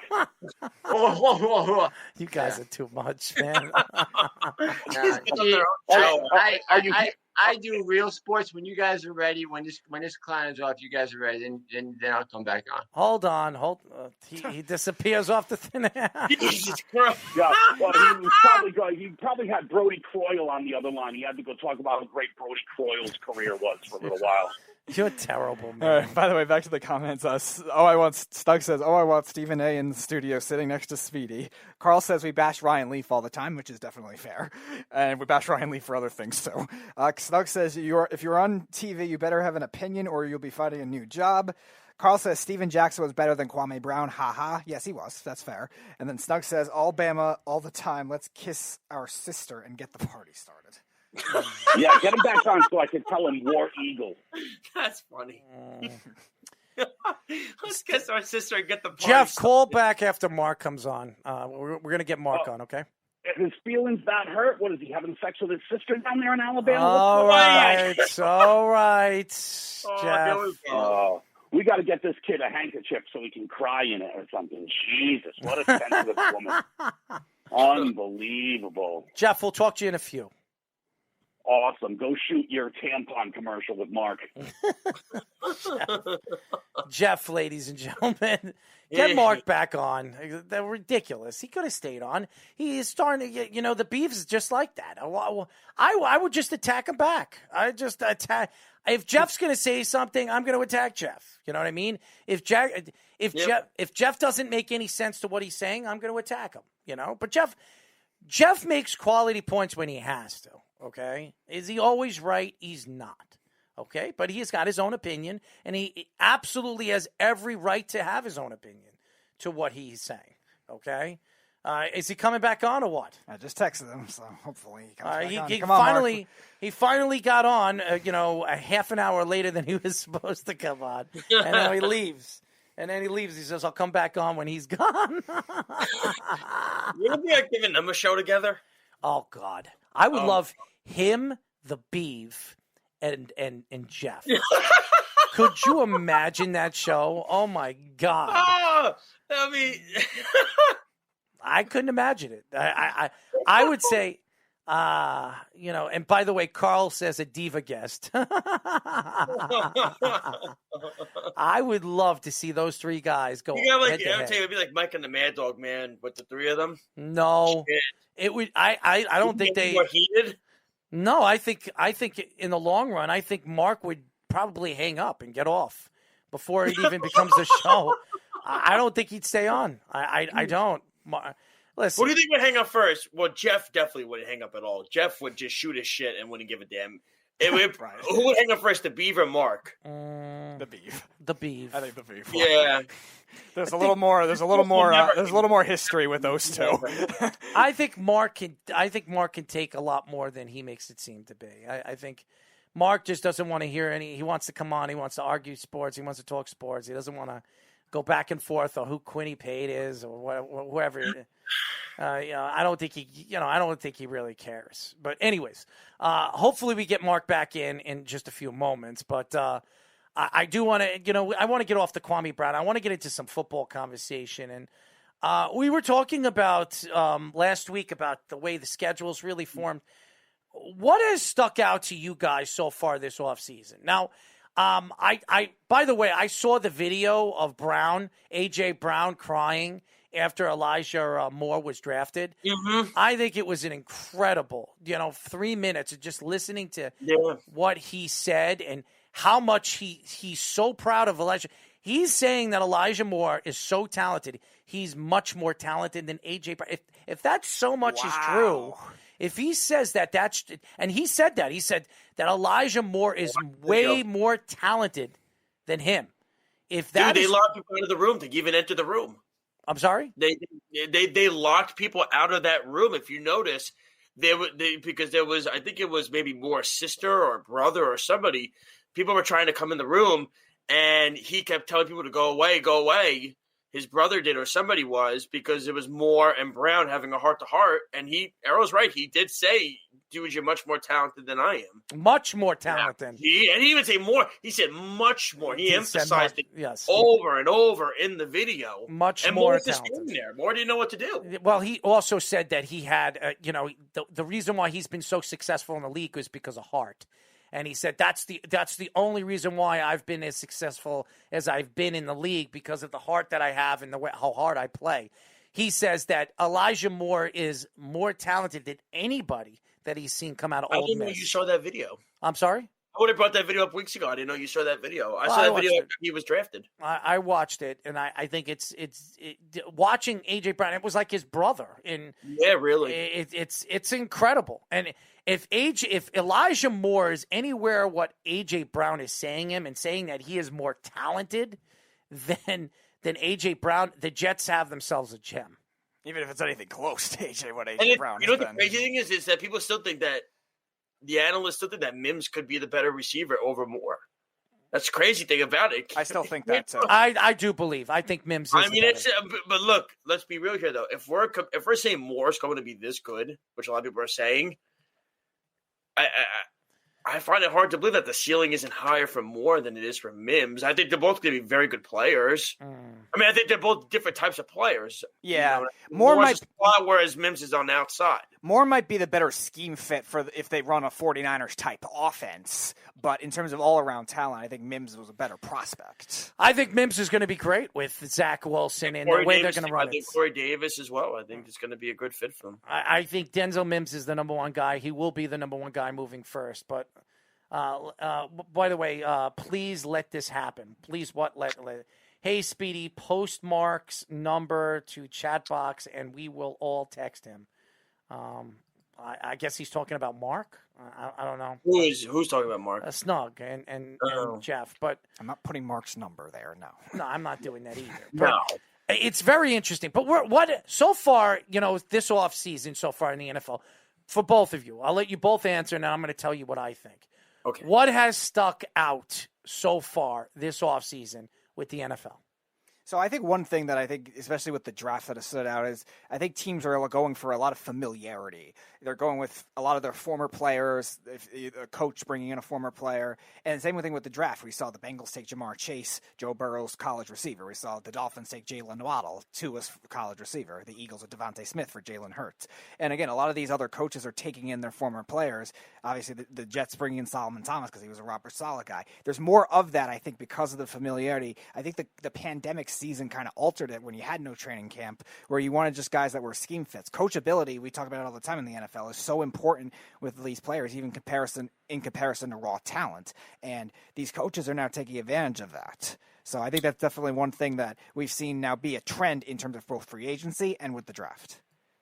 I think, to me, everybody talks about the offensive coordinators, this and that, and everything of that sort, getting hired as the head coach, right? The new wave is going offensively instead of defensively, but I still saw plenty of defensive coaches that are still around in this league that are still keeping it afloat. I mean, go look at the AFC East. All four of those coaches, I mean, yes, Belichick was a special teams coach at first, but he became a really good guru defensive coordinator with Cleveland, and look what he's done. All four of those coaches are defensive coaches, right? That's really what it is when you look at the entire AFC East with McDermott, Belichick, Saleh, and Flores. So it's crazy that everybody talks about the offense is the new wave, but yet all four of those head coaches are defense. And my other big thing is you're seeing the amount of players that are coming in for OTAs, right? That it's crazy. Everybody, remember they sent out the memo that we really don't want as many players coming to OTAs with COVID and everything. The Jets had 80 players show up the other day. 80 for just OTAs. I mean, it's excitement really, with the whole Robert Saleh thing. That's exactly what it is. And it's I say this, if Adam Gase was still here, you'd be lucky to have 20. 20? You're lucky you have 2. You're lucky you have 2. Wait. Does that include Frank Gore? But, it is amazing that a lot of these teams, like even the Giants, I think, had 60. Like, a lot of these teams are really falling in line with their coaches, and they're really falling for these players and with these coaches and everything. So those are the things that really stood out to me the most. I think really what set out to me the most this offseason is the quarterbacks. The fact that Aaron Rodgers wants out, Russell Wilson wants out, Deshaun Watson wants out, and really the backlash that we've seen going into this year's draft, how it's been, how everybody keeps talking about how important the quarterback class this year is so deeply important for the next 2 years because the next 2 years, the quarterback classes aren't very strong.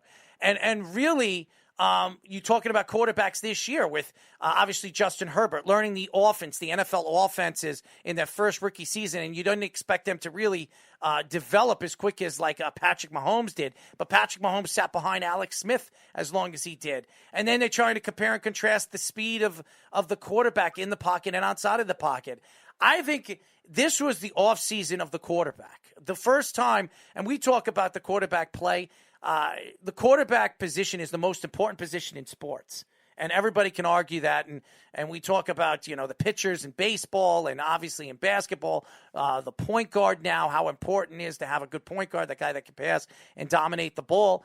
So my thought is that really the quarterback play, and how many quarterbacks want to be out of here, that they don't want any part of their organizations, maybe because of just the organization building around them, or just being a prima donna, and how all these different GMs, old GMs and coaches complaining about the players trying to take over the league, and how the quarterbacks are prima donnas, a.k.a. Aaron Rodgers, which has been a huge story right now. And I do believe Aaron Rodgers by mid-June, he will be traded. And I think it's going to be the Broncos, because we haven't heard anything the last couple of weeks. And I think it has a lot to do with, I guess, the salary and what they have to pay. With Julio Jones, once like June hits, then like the salary cap, I think, lowers it or whatever it is. Because then you get like a $20 million cap hit if you trade him now. So it's, yeah. I think that's a huge story right now with the quarterback. Where is Mark, by the way? I don't know. I texted him 5 times. It's crazy. I mean, he was coming on the show, and then I have no idea what's going on with the guy. I mean, he told me he wanted to come on the show, and ever since he left, I'm right. Where are you? He should be on the show. There should, even if Jeff is on the show and stuff like that, it shouldn't matter. He should just zone him out. That's what radio is all about. I think it's, first of all, Mark is an incredible analyst. He really is. He's got a tremendous amount of talent. And I think that, I know Jeff's a little hard, but he's hard on everybody. He's hard on you. He's hard on everybody. The fact that, by the way, I'll put Jeff on because he's calling back, and I'm sure he's loving this. He canceled our guest. No, it just I think it really annoys me, because I think Mark had a lot to give to the show today, and he's not gonna come on the show because of the whole Jeff thing. I think it's crazy. But Jeff, what's going on, man? I own another brain from this show. Is that great? I now own Bede's squirrel brain and that Dixie Doo-Doo brain. Get him out of here. Stop. I'm surprised that he's not coming back into the feed. I would have loved to hear his take on baseball and really his take on the football. Does Alabama have any teams in baseball? Oh God, why are you so mean, man? You're not mean.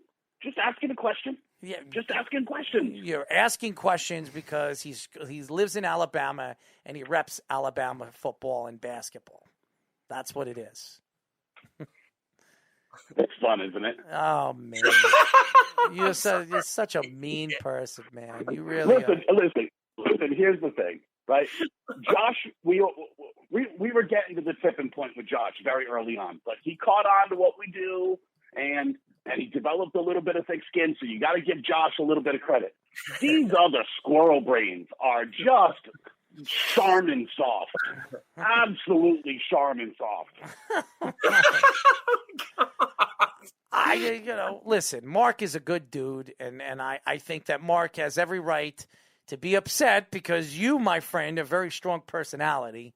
And I asked him, what about Alabama? I was going to bring up, what was it, the intern you had? Jeffrey. Oh, my God, when you did the Jeffrey, man. That was brutal, man. That wasn't brutal. That wasn't brutal. He was like, "Oh, David Collins is a reach. Get out of here." By the way, Carl says, hold the presses. Jeff gave Josh a credit. Yeah, that usually don't happen. Hold on. I give plenty of credit when credit is due. Do I not? You do. I will say that. You do. Right. So when credit is due, I'll be happy to hand out the superlatives for all of those folks and hand out compliments. Josh, good for you. You grew some thick skin. You're no longer a baby. Don't deal with these squirrel brains anymore. Well, I was going to ask Jeff this question. Are we headed for an Islanders-Bruins showdown between you and Errol in the next few weeks? Is this going to be endless bantering between you two? It'll be fun. It'll be fun. Listen, that would be fun. Wouldn't be so great because it would mean the Islanders would move on and I would lose a bet. That wouldn't be great. But it would be entertainment for the next round, correct? Yep. That is true. It would. Yeah, it would be. I hope it happens. We got to see more of Matthew Barzal. That line needs to start playing. The first two games they haven't shown up, and if his line doesn't wake up, the Islanders aren't winning that series. Well, you know what it was? Varlamov gave up. It was a bad first goal he gave up, but he settled down after that first goal. But it was just they weren't getting enough chances on Jari. That was really. It doesn't matter. Matthew Barzal's their superstar. He should be finding a way to create some kind of offensive chances, and he hasn't. It's like when you get on that line, though, right? It comes out there. You're going to put Letang and you're going to put those guys. You're going to put the same defensive pairing out there every single time, and you know what you're going to do is you're going to double Barzal, and then you're going to make everybody else beat you. That's what it is. It's not going to matter, Josh. Josh, it's not going to matter. It's totally not going to matter. The Pittsburgh Penguins are going to send that team out like they're going to send that trash of the building out. They're just going to dump all over them and close down that garbage building with that garbage team. And good luck playing it a horse track. And you know damn well, by the way, they're not a garbage team. They're not a garbage organization.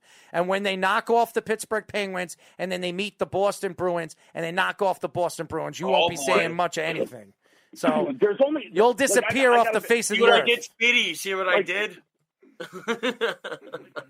Very seriously, the Islanders really do have a shot because Tristan Jarry is he's trash. Tristan Jarry stinks. He played well. He played well in the second game. He did.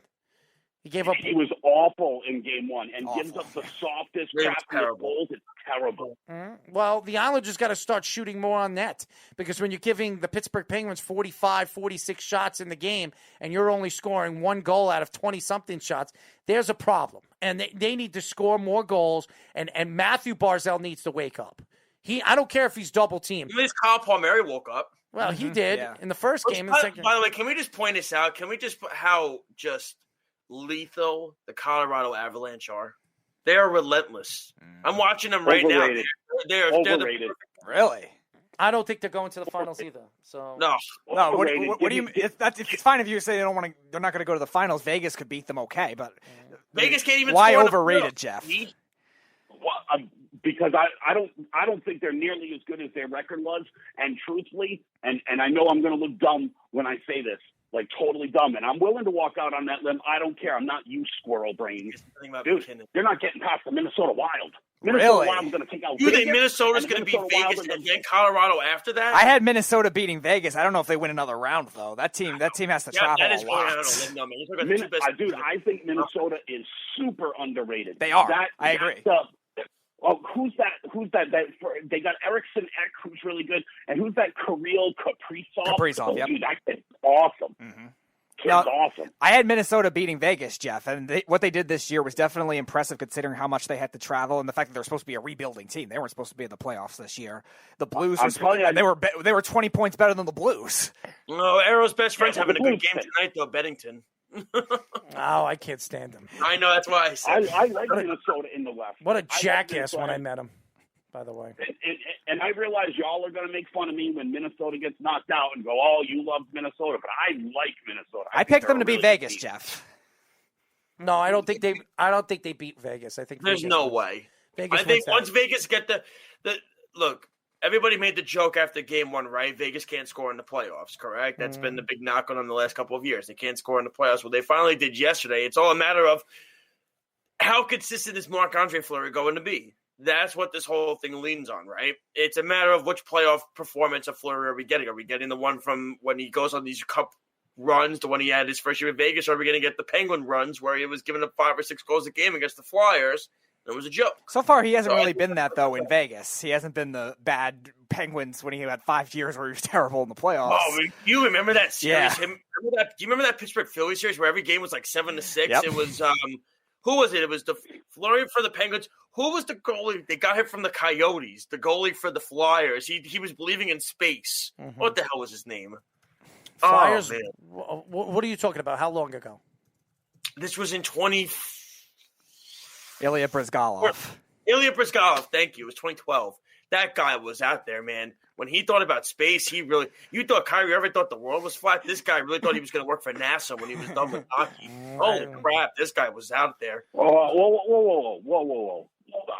What are you doing, Josh? Are you attacking this guy personally? You were just glugging down a whole bucket full of Kwame Brown jizz because, Stephen A. attacked him, and now you're attacking this guy? I don't get paid $1 million like Stephen A. Smith does. Hey, Jeff, think of it this way. He didn't spread a rumor. Wow, that's unbelievable, Josh. How you could be? I think you totally arrowed that situation where you say one thing and then you do the complete opposite. Oh, F you, okay? F you, smart I love that there's a name for it, I'm just saying.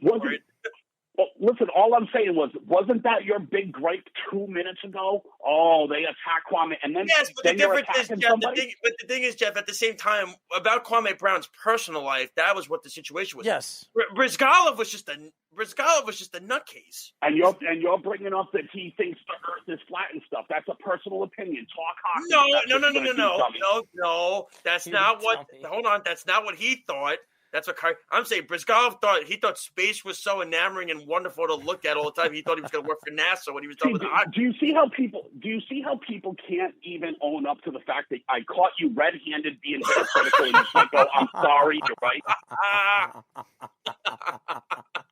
Red-handed being hypocritical. You didn't even wait 5 minutes to switch on the whole personal attacks. You didn't even wait 5 minutes. Hold on, somehow Jeff. I'm the bad guy because you're a hypocrite. No, Jeff, hold on. What's your thoughts on the whole Baffert situation with him not being allowed at Belmont? Good what riddance. situation? Baffert. With Baffert not being allowed to go to the Belmont. I think it's actually crap, right? Because the B and C samples of that horse came back clean, right? So where's the violation? There is no violation, and it would seem as though that they're still holding them hostage like there was one. Interesting. Well, although I don't really care, I'm for steroids and everything. Baseball, horse racing, dope them up, let them run. I'm not even making a joke about it. I agree with Jeff, except in physical sports like boxing and obviously MMA. Besides that, no way. No, MMA is one thing. Yeah, MMA is one thing, right? Like I'm with you. I'm totally against it in MMA. But baseball, who cares? I hope they get so doped up that humans. That was the best time in baseball, man. McGuire, out of their chest to hit home runs. I agree with Jeff. In baseball, basketball, football, hockey, if you want to do steroids because you want to stay healthy, they're making millions and millions of dollars. Who cares? What was the funnest times with baseball? What was the funnest time? It was probably the 98 when it was after the strike. Phase. After the strike. When it was like McGuire, Sosa, Griffey, Luis Gonzalez, even Barry. I mean, all those guys. They all were jacked, but it was fun, Gary right? Sheffield. It was enamored. Mm-hmm. The world was enamored by it. I mean, no one cares about steroids. Like, no one cares. Like, the only place that it shouldn't be allowed is where people's lives are on the line. Boxing and MMA and things like that, because you can legitimately hit someone and kill them. So like that's not right. So I'm not for that. And is the bee fighting? I might be for it all of a sudden. I might have just changed my mind. I've changed position. I'm for steroids. By the way, Snug says, this is starting to sound like the Islanders are going to be the Dallas Cowboys of the NHL, and we have their best homer hosting the show. Yeah. Carl says, the Lightning are relentless, Josh. Yes, they are. Wait, what did he say? The Lightning are relentless. Who said that? Carl. Yes. Oh, yeah, I agree with him, too. Far. Oh, I mean, look, when you get Steven Stamkos and Nikita Kucherov back, I mean, that freaking, yeah. Carl says, Josh doesn't believe in space. Snug says, who fills the jizz bucket, whatever that is. Carl says, horse racing is so dirty. And Snug says, I want to see someone hit the ball 600 feet. Go ahead, Jeff. Hold on. Here's an honest, legitimate question. Are the Tampa Bay Lightning crazy cheaters right now? Are they cheating? Yes. How? Yes. What do you mean, Jeff? Because they put Kucherov on LTIR and had him out the whole season, so his salary didn't count against the salary cap. And now that the playoffs have started, they've brought him back. And if you added his salary in, they'd be over by $10 million. Mm-hmm. I agree with you. I heard about that too. That's an interesting loophole they found. Wow. I heard about that. That was a clutch player, though, man. Right, because there's no salary cap in the playoffs, so they totally skirted. And listen, it's a rule, so I guess like they found a loophole or whatever, right? Mm-hmm. But you know, the cap should be the cap, and your team should be the team. If you didn't play all year and you didn't count against the cap, you shouldn't be able to bring them back for the playoffs. Didn't I have that for? Don't they have that with baseball? You have to play a certain number of games to be awarded to be on the playoff roster. I think that's how it works in baseball. You have to play a certain number of games. Well, to be on the playoff roster. No, because Kyle Schwarber was on the Cubs 2015 or 2016 playoff roster. Oh yeah, no, later, and he got hurt within the first 6 games of that season. I think that was it's a rule they used to have. They had to play a certain number of games. I think they got rid of it. Yeah, but you might be right in terms of old baseball, but I don't think it is anymore. Because, like I said, Kyle Schwarber came back. The year he was hurt, he came back for the NLCS, I think it was, and then played in the World Series. By the way, Carl says, I found it hypocritical that La Russa is mad at his own player violating an unwritten rule, but he looked the other way with Maguire and Canseco. Yeah, that is hypocritical. Big time. Yeah. We didn't even talk about that. That's not hypocritical. That's an outlier. That's not hypocritical at all. Every manager was looking the other way. Every player was looking the other way. Everybody was. Bud Selig was looking the other way. Mm-hmm. Like, I'm sorry, but you can't hang one dude out to dry and say, oh, well, this guy's being hypocritical. No, bro, they all were. I agree with Jeff. I think that a lot of it, and this is the problem with professional sports. When it comes to money, when it comes to superstardom, it all becomes a hypocritical situation when somebody says something or somebody sees something and they claim that they don't do it, but they do. Every team does it. Just like Jeff, we talked about this. Every team. You're right. It's about the Yankees cheating, right? Yeah, everybody cheats. Everybody cheats. We've talked about this. Not just the Boston Red Sox or the Yankees. Every team has cheated. It was just the way the Astros did it. That is why they got the brunt of everything. That was the truth. There's certain cheating that's within the lines, right? Because if you get a guy a runner to second base and they can steal a sign and somehow signal the batter or what, that's always been acceptable. That's always. Yeah, the argument was never against natural sign stealing. It was just the way the Astros did it with all the technology and the replay room and all that, and the trash cans. Exactly. Right. Now there's nothing wrong with natural sign stealing in that regard. Oh, Aeroscreen got big. Imagine that. Errol's playing with cameras. I'm playing with cameras. Aeroscreen got big like an ego. It got huge. Think about this. The Beeve was actually the MVP of the Houston Astros. He was the trash can they were banging on. That's funny. I like that one. I wonder if he's going to get a World Series ring. He'll get a World Series ring to go along with the 3 straight Super Bowls the Cowboys won. Oh jeez! Leave the Beeve alone. Leave him alone. And then his 25. He said that the Cowboys were going to pick, and they had 1 draft pick, and he picked 25 guys they were going to pick. Hey, listen, the Cowboys didn't have a very good draft, and the Beeve agrees with that. He didn't think that they did. He didn't. Dude, but he thought last year's draft and every draft pick he thinks is trash. Is CeeDee Lamb trash? No, Bee's just an idiot and cynical. The player he wanted played 5 games for the Giants this year. Arrow says leave the Beeve alone, but then when Jeff makes a joke, he laughs at because it's funny. But I mean, I'm not even kidding. How long were Errol and I on the phone with Beeve telling him how good CeeDee Lamb is going to be? And he was, and the entire time the Beeves go, no, I just don't like it. I just don't like it. He wanted to trade CeeDee Lamb for McKinney. I was like, you're on drugs. Who played 5 games for the Giants this year. CeeDee Lamb was probably Dallas's best receiver last year. He was. Did you know him, Errol, when the Manziel draft happened? Yes, I did. Yes, I can only imagine what he said about that one. He didn't want Manziel. I'm surprised a lot of Cowboys fans did. No, he didn't want Manziel. They were, in the words of Errol, they were all on drugs. They were on drugs, and so was Johnny Manziel. Johnny was too. Johnny was Johnny was sniffing in the green room. Are you kidding me? Look at him. Like watching the Cowboys draft, I swear to God, is like the most entertaining thing on the planet. Like if you pull up each year's like roster of draft picks that they make, you can just like in real time see Jerry Jones slipping further and further into dementia.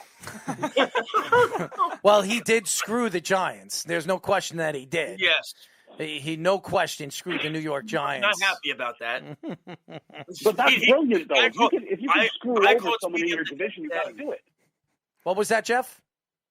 But that's a brilliant move, though, because if you can screw over someone in your division, you got to do it. You got to take that shot. I do believe that the Cowboys reached out to the Giants before they made that trade with the Eagles and said, "Listen, the Eagles are going to move up.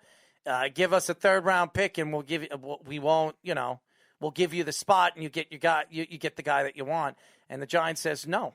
They probably said no, and they had to look a different way. And they actually made out on that trade with the Bears. Yeah, they did.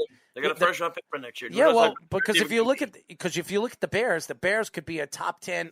I believe the Bears could be a top 10 worst team in the league. So they got two top 10 picks. But the Giants didn't lose any. Like the Giants really would have been big losers if they had moved up, because you can't honestly convince me that, like right now, having seen neither of them play, that you think Devontae Smith is going to be that much better of a pro than Kadarius Toney, because I think Kadarius Toney can play. I hope you're right, but I don't believe it.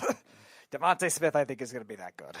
I called Speedy up the next day. He was in a very bad mood. I never heard Speedy actually that upset before. Well, like really Jeff bad. was saying, the Eagles did the right thing. That's what they have to do. They need a receiver, and they know the Giants are going to do it. So, yeah, Howie Roseman, you did what you had to do. But, yeah, it's your division rival. Trading with another division rival. Of course I'm going to be mad. Speedy, I would just counter your Devontae Smith is going to be good argument with the fact that Howie Roseman thought it was going to be good. You name the last thing that Howie Roseman thought was going to be good that actually was good. See, Howie Roseman's had some wacky drafts the last couple of years, but I think beyond that, he gets a very raw deal as a GM. I don't know why all these Eagles fans hate him all the time. What has Howie Roseman ever done that's worked out? I think that should tell you Devontae Smith thinks. I think the drafts before that were very good. I think his trades have been very good that he's made at the trade deadline that have gotten them into the playoffs a lot of the time. I think the Darius Slay trade was one of the biggest steals I've ever seen for any team. They got him for a 3 and a 5. Go ahead, Jeff. I think it's a brilliant move, giving a quarterback like $200 million or $170 million or whatever he got, and then being like, next year we're going to let you go. Well, yeah, okay. I'm not saying he's a world-class GM. I don't think he's a top 10 GM or anything like that. But the way Eagles fans make him out to be, they make him seem like he's the worst GM in football, which I don't think he is. Speedy, every player on that team wants to leave. Every player wants to leave. No one wants to be there. Zach Ertz is dying to get out of town. Like, no one wants to be there, and he's the reason. But they've also been notoriously stingy as a whole when it comes to trades, when it comes to protecting their own players too. And that sometimes you got to be that way as an organization. You don't want to sell short either and just give everyone away just because we want out. Then all of a sudden you become the way the Jacksonville Jaguars downfell. Now, granted, they got 2 first-round picks for Jalen Ramsey, but beyond that, trading everyone else that they traded, they barely got anything. So you don't want to go on that extreme either, where you're going to end up selling short. Like I was saying, Detroit traded Darius Slay to the Eagles and only got a 3rd and a 5th-round pick for a guy that's a top 5, top 10 corner in the league. So judge what you're saying with the Eagles with making players happy, but they're still doing operational things, certain things well. And that doesn't make you a terrible GM. Mark is not coming on tonight. He just texted you. Oh, that's great. Yeah, Mark's not coming on. What dead and buried. What did he say? Oh. I'm not going to read what he said online. All right, I'll talk to you off the air. Yeah, I love it. I'm gonna put his brain in a jar right next to the bees on my shelf.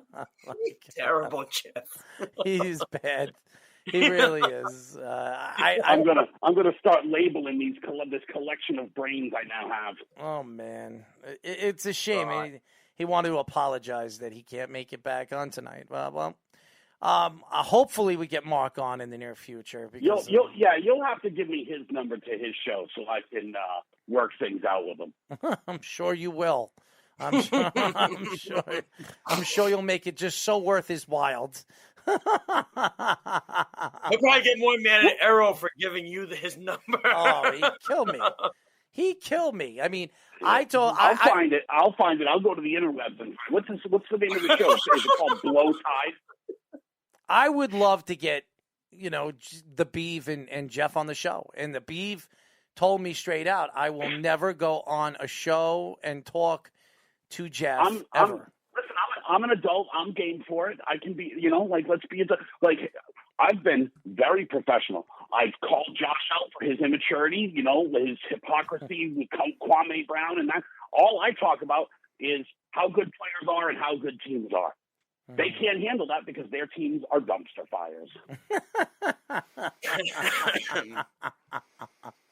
So what do we? It's unbelievable. The Bees cried more than Dak Prescott when his foot was on backwards. Oh my God. Jeff, you're horrible, man. Ring the bell. Prescott took it like a man, and the Bees cried his eyes out. Oh man, you're horrible, dude. What? Yeah, we all laugh at it. That's the worst. You're horrible. And you know what's funny is the Beeve actually on Wednesdays he can't listen to the show because he gets home from work late, so he listens to the whole show when he's working the next morning. And he listens to every time Jeff calls the show. He's like, tell that SOB, blah, blah, blah, blah, blah. I'm going to fly over there to Tampa. I'm going to kill him. See, this is what happens. I've never threatened Squirrel Brain. Why has Squirrel Brain got to threaten me? Squirrel Brain. Squirrel Brain. Oh, man. That's what he is. He's got the brain of a squirrel.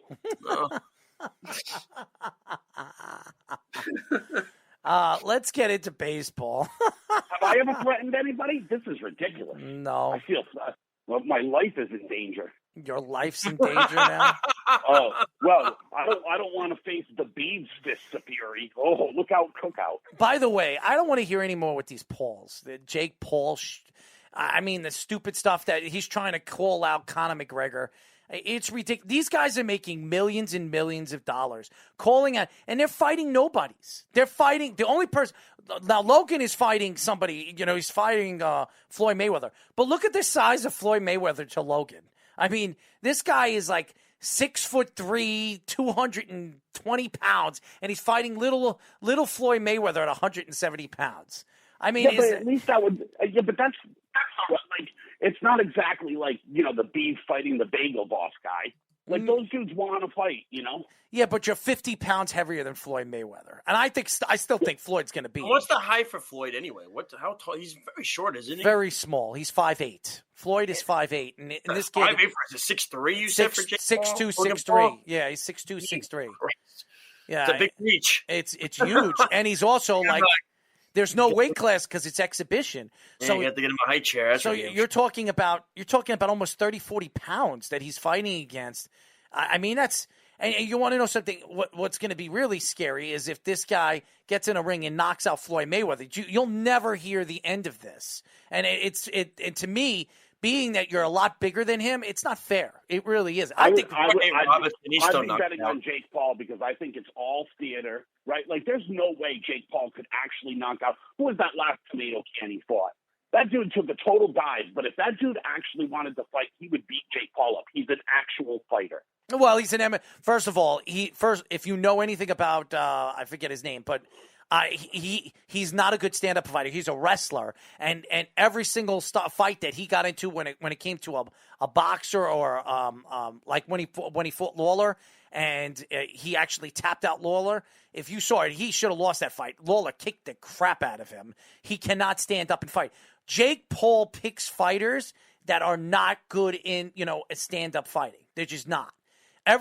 He fought ex-NBA player Nate Robinson. Who's Nate Robinson in a boxing? I still think the best part of that fight was Snoop Dogg doing the old Lord thing after Nate got knocked out. He started saying a prayer for Nate. He started. Who's fought? Who does Jake Paul fight? I mean, that was actually my favorite fight, right? Because that was before Nate. He couldn't be on Twitter after that. Haven't heard from him. That really was my favorite fight, though. That happened during NBA preseason, and it was hilarious to see the Knicks take an L before the season already started. Oh, God. It was my favorite fight. And yet they're the number 4 seed in the Eastern Conference. You keep taking shots at the Knicks, and the Knicks are the 4th seed in the Eastern Conference, all the way from terrific. Yeah, terrific. Terrific. And what did I tell you, man? Why are you mocking the Knicks? You should give the Knicks a lot of credit for what they've done. Dude, you can bring up the Celtics all you want. I heard you do it earlier. Dude, the Celtics stink. I don't care. But the Knicks, they also stink. Let's just fast forward to the Eastern Conference Finals, when it's 76ers and the Nets, because that's who it's going to be. Really? Because I don't think the 70s. I think if the Knicks play the 70s, I mean, the way the bracket is laid out, that's probably who it's going to be. Knicks, Howard said that the Bucks were going to beat the Nets in the second round. I said, really, you're really going on a limb there. Who said that? It's Colin Cowherd. Nah, I don't think that's a dopey head. No, I think if the Knicks match up against the 76ers, I think they match up very well against the 76ers. I think they could beat the 76ers. They'll win the 7-game series, though. I do. I think they could beat the 76ers. If they match up, why are you saying geez? Because they can't stay healthy. Who's their second scorer? Who's the second scorer? Who does the 76ers? Who? Oh, that's a bad Jeff. You brought up Harris. I was going to kill you now. Tobias Harris, the Long Island native, the Huntington native. You're going to tell me he's an overrated player. He's highly paid. He's by far a better second option or third option, by the way, because we could put Ben Simmons in that conversation, than any of the second or third options that the Knicks have. RJ Barrett RJ Barrett averaged more points, more rebounds, and more assists than him this year. I don't know what you're talking about. RJ Barrett, a second-year player. Dude, Joel Embiid's going to clothesline that dude. It's going to be over. But we're not talking about Joel Embiid because he's matched up against Julius Randle. Okay, and we're talking about who's better there? Joel Embiid, but not by much. Not by much. By a mile. Oh, you're on drugs. You're on drugs. By a mile. Joel Embiid. Okay, let's go to Joel Embiid and what he's done this year. Okay. No. No, we're not doing stats because the matchup will be there, and when they match up, right, it'll just be Joel Embiid dunking all over that. Hold on one second. They're not going to be matching up because he's not the center. He's not going to be defending him. Great. I wonder if Robinson will be back by then. Give me that beanpole in New Orleans Noel. Yeah, Nerlens Noel, who led the league in blocks this year. Yeah, Nerlens Noel, that same Nerlens Noel. Yeah. Please, dude, Joel Embiid's going to body that little skinny prick. Yeah, well, he's absolutely going to body him. Okay, so Joel Embiid, who averaged 28 points, 10 rebounds, and 2 assists, to Julius Randle's 25, 10, and 6. Who had a better season? I would say Julius Randle had a better season. It's all about putting the ball in the bucket. Yeah. Who did that more? What, by 3 points? By 3 points. And by the way, better field goal percentage, Julius Randle. Better 3-point percentage, Julius Randle. Free throws, Julius Randle. I mean, Julius. No one cares. I just gave you numbers. You're telling me Joel Embiid, Randle had a better season. I'm just telling you the facts. And RJ Barrett. Go ahead. I hope he gets his great runner-up trophy for MVP, and he's proud of it. Why is it that you hate the Knicks so much, man? What is up with you, man? The Knicks haven't. Why do you hate them so much? Well, you're going to say the Knicks haven't done anything to you. Yeah, they haven't. They haven't. I mean, serious. You talk about, well, the Knicks this and the Knicks that. The Knicks have played very, very good basketball. And you can't give them credit for that? Like they're certainly the surprise of the NBA season. It's a pleasant surprise for basketball. Basketball is better when the Knicks are good. The Knicks had the second hardest schedule in the second half of the season. They had the second best schedule argument. They had the second best record in the second half of the season out of any team. So you can't honestly tell me you can't give them credit for what they did. I just said basketball is better when the Knicks are good, but that's not giving them a compliment. And they're certainly the surprise of the season because everyone thought at the beginning of the season they were going to be the typical trash they've been for the last 30 years, and that hasn't been the case. Congratulations. So now I'm going to hold the Knicks to your standard, how you hold a, look, he won. What's he won? He's won nothing. He's won nothing. That's right. So they're garbage. Oh, and wait, when they beat the Atlanta Hawks, and then they go play the 76ers, and they smash up on them, and they go to the Eastern Conference Finals, they will not win the Eastern Conference. You think this is an Eastern Conference Finals? Oh, I really believe that if the Knicks are matched up, if the Knicks match up against the 76ers, they're going to beat them. I'm telling you right now. I'm telling you right now. I've never heard in my life more delirious musings from someone who doesn't do drugs. Delirious. How is it you don't do drugs? First of all, there's nothing delirious about it. Doc Rivers is their head coach, okay? Enough said, okay? I don't think the guy's a winner. He's never been a winner. He won a championship with the Celtics because of Tom Thibodeau. He wasn't even coaching that team. He's never been a winner, but he won a championship. So did Tom Thibodeau. He was the guy. He was the one coaching that team. So that's all I'm going to say about that. But he wasn't. But he wasn't. Yes, he was. He was when the breaks were called. Who were they sitting with? Who was giving them who was making the play calling? Tom Thibodeau. Oh my God. Tom Thibodeau. Go on. You're a Celtic fan. You're a Celtic fan. I watched when they won the championship. Unbelievable to what? I watched that. I watched that all the way to the championship. All the way to when they beat the Lakers. Yeah, I know it was all Tom Thibodeau's championship. Tom Thibodeau had more. He had more of his name stamped to that than anybody. You couldn't possibly stuff any more of his balls in your mouth. You absolutely couldn't. You could say whatever you want. You can argue your points all you want. What is Doc Rivers? He went to the 76ers. Did he make him that much better? Did he make him that much better? Did he win a championship? He won a championship with the Celtics. Kevin Garnett, Ray Allen, and obviously Paul Pierce. Me and you could have won a championship, you butthead. Did Tibbs win a championship as a head coach? What? Did Tibbs? What do you mean did Tibbs? Yeah, he did. Did he win? Did as a head coach he did? Where? No, he didn't win a championship with a head coach, but he didn't have right. Did he have a talent? Did he have the talent that Doc Rivers had over there with the Celtics? Hey, 3 Hall of Famers. Be a better coach. Oh, get the hell out of here. You're on drugs. What did he do with the Clippers last year, with the great Clippers? They got fucking Lou over there. What are they going to do over there? What are they going to do now? What he did with the Clippers is got paid. He got that ball. Oh, yeah, he got paid all right. He got paid, and he got hit the rack over there. Hit the road jack. Okay, and then he made a trade for his son with the Knicks, and where did his son go? He went to the OKC Thunder because he didn't want his son there either. So give me a break. I mean, Doc Rivers, I hated him as a Knick. I hate him as a coach. Highly overrated. The guy he's not worth garbage, okay? You notice everyone's overrated except who's coaching your team. That's not true. I made fun of David Fizdale forever. I made fun of chugging down a gallon of Todd Bowles' cum. Do you remember that one? Todd Bowles is so great. No, actually, Errol was. This is when I first came to the network. Errol and I were actually the only ones attacking Todd Bowles. A lot of people actually liked Todd Bowles on our network. I hated Todd Bowles. I hated Todd Bowles. And then when they hired, there he goes with the Jets and the Homer shit. First few weeks, they garbage. Hired Adam Gase. Oh, Adam Gase is going to be great.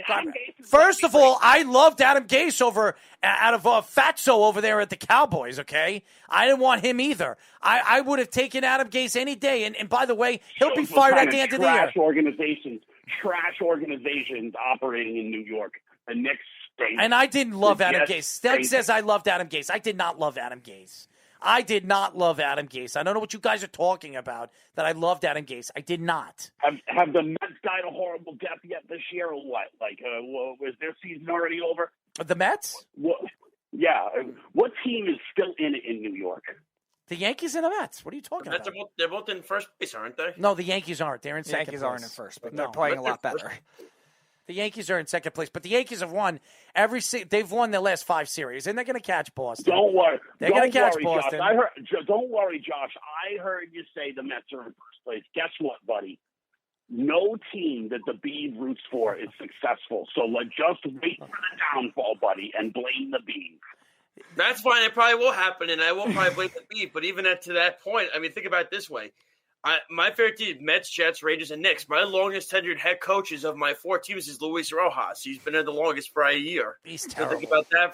It's terrible. He's terrible. But that's See, I'll agree with Arable. He is terrible. But you know what? But you look at it this way. I will say this about I can't say Rojas. It's amazing that what the job he did this series against Atlanta to keep this team afloat. It's a miracle.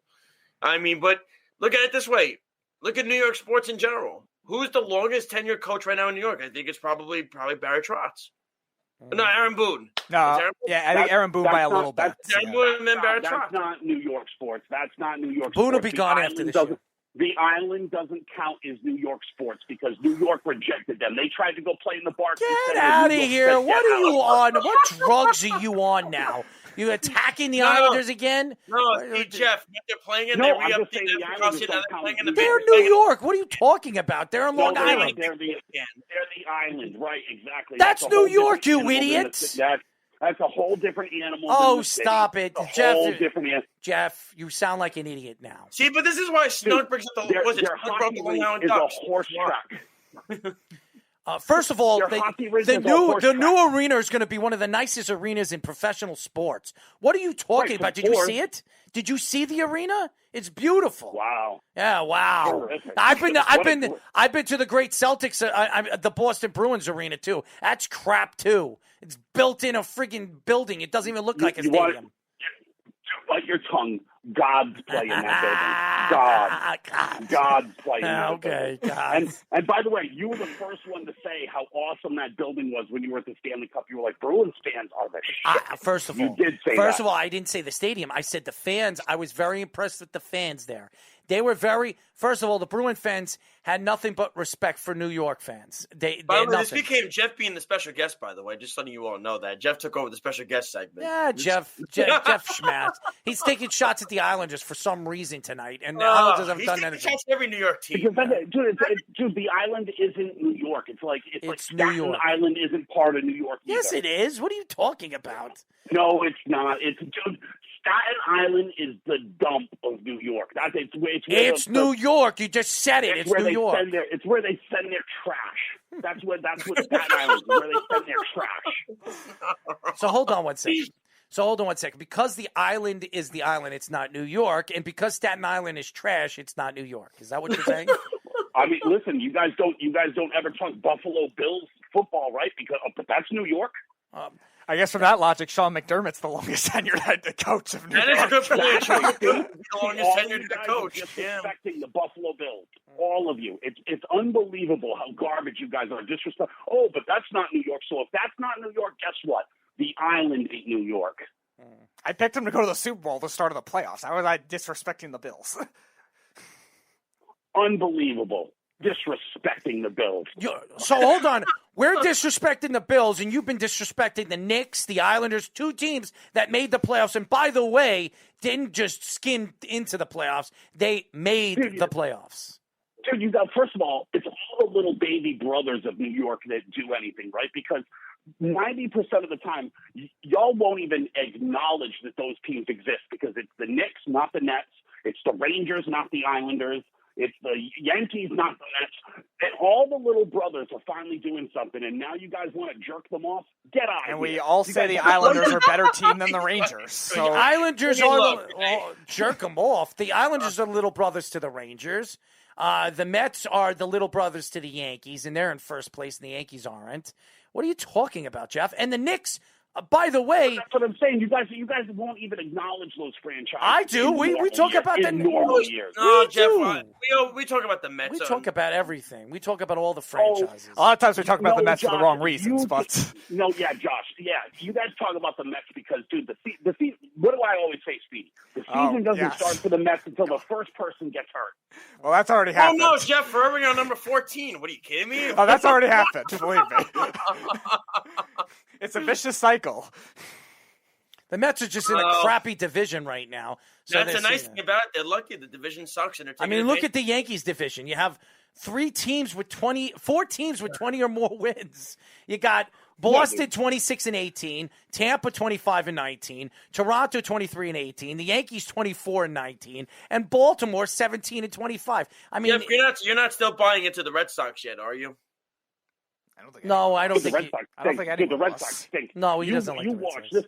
Dude, this Red Sox team is going to choke and die. You watch. I've been saying that for the longest time. It's real cute that they've had a good start to the season, and that's all well and good. It's real cute. Oh, look at us. We're in first. Dude, this team stinks.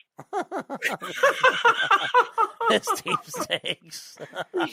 He's honest. Hey, look at it this way. He's honest when he wants to be honest. You got to give Alex Cora some credit, though. I mean, Jesus, that team was a dumpster fire last year. It was awful. I don't know. It's time to investigate. Maybe they're cheating again. No, I mean, shoot, man. I mean, that team was hold on, Speedy. You of all people are now turning on me and say maybe they're cheating again. First of all, hold on. Major League Baseball did an investigation, and what did they find on the Red Sox? Okay, I was joking. Nothing. Jeff. I was joking. Nothing. Wherever Alex Cora goes, Wherever Alex Cora goes, there has to be some shadiness. Hey, listen, he got suspended for what he did in Houston, not for anything he did in Boston. So you can take your aspersions and cast them somewhere else, you moron.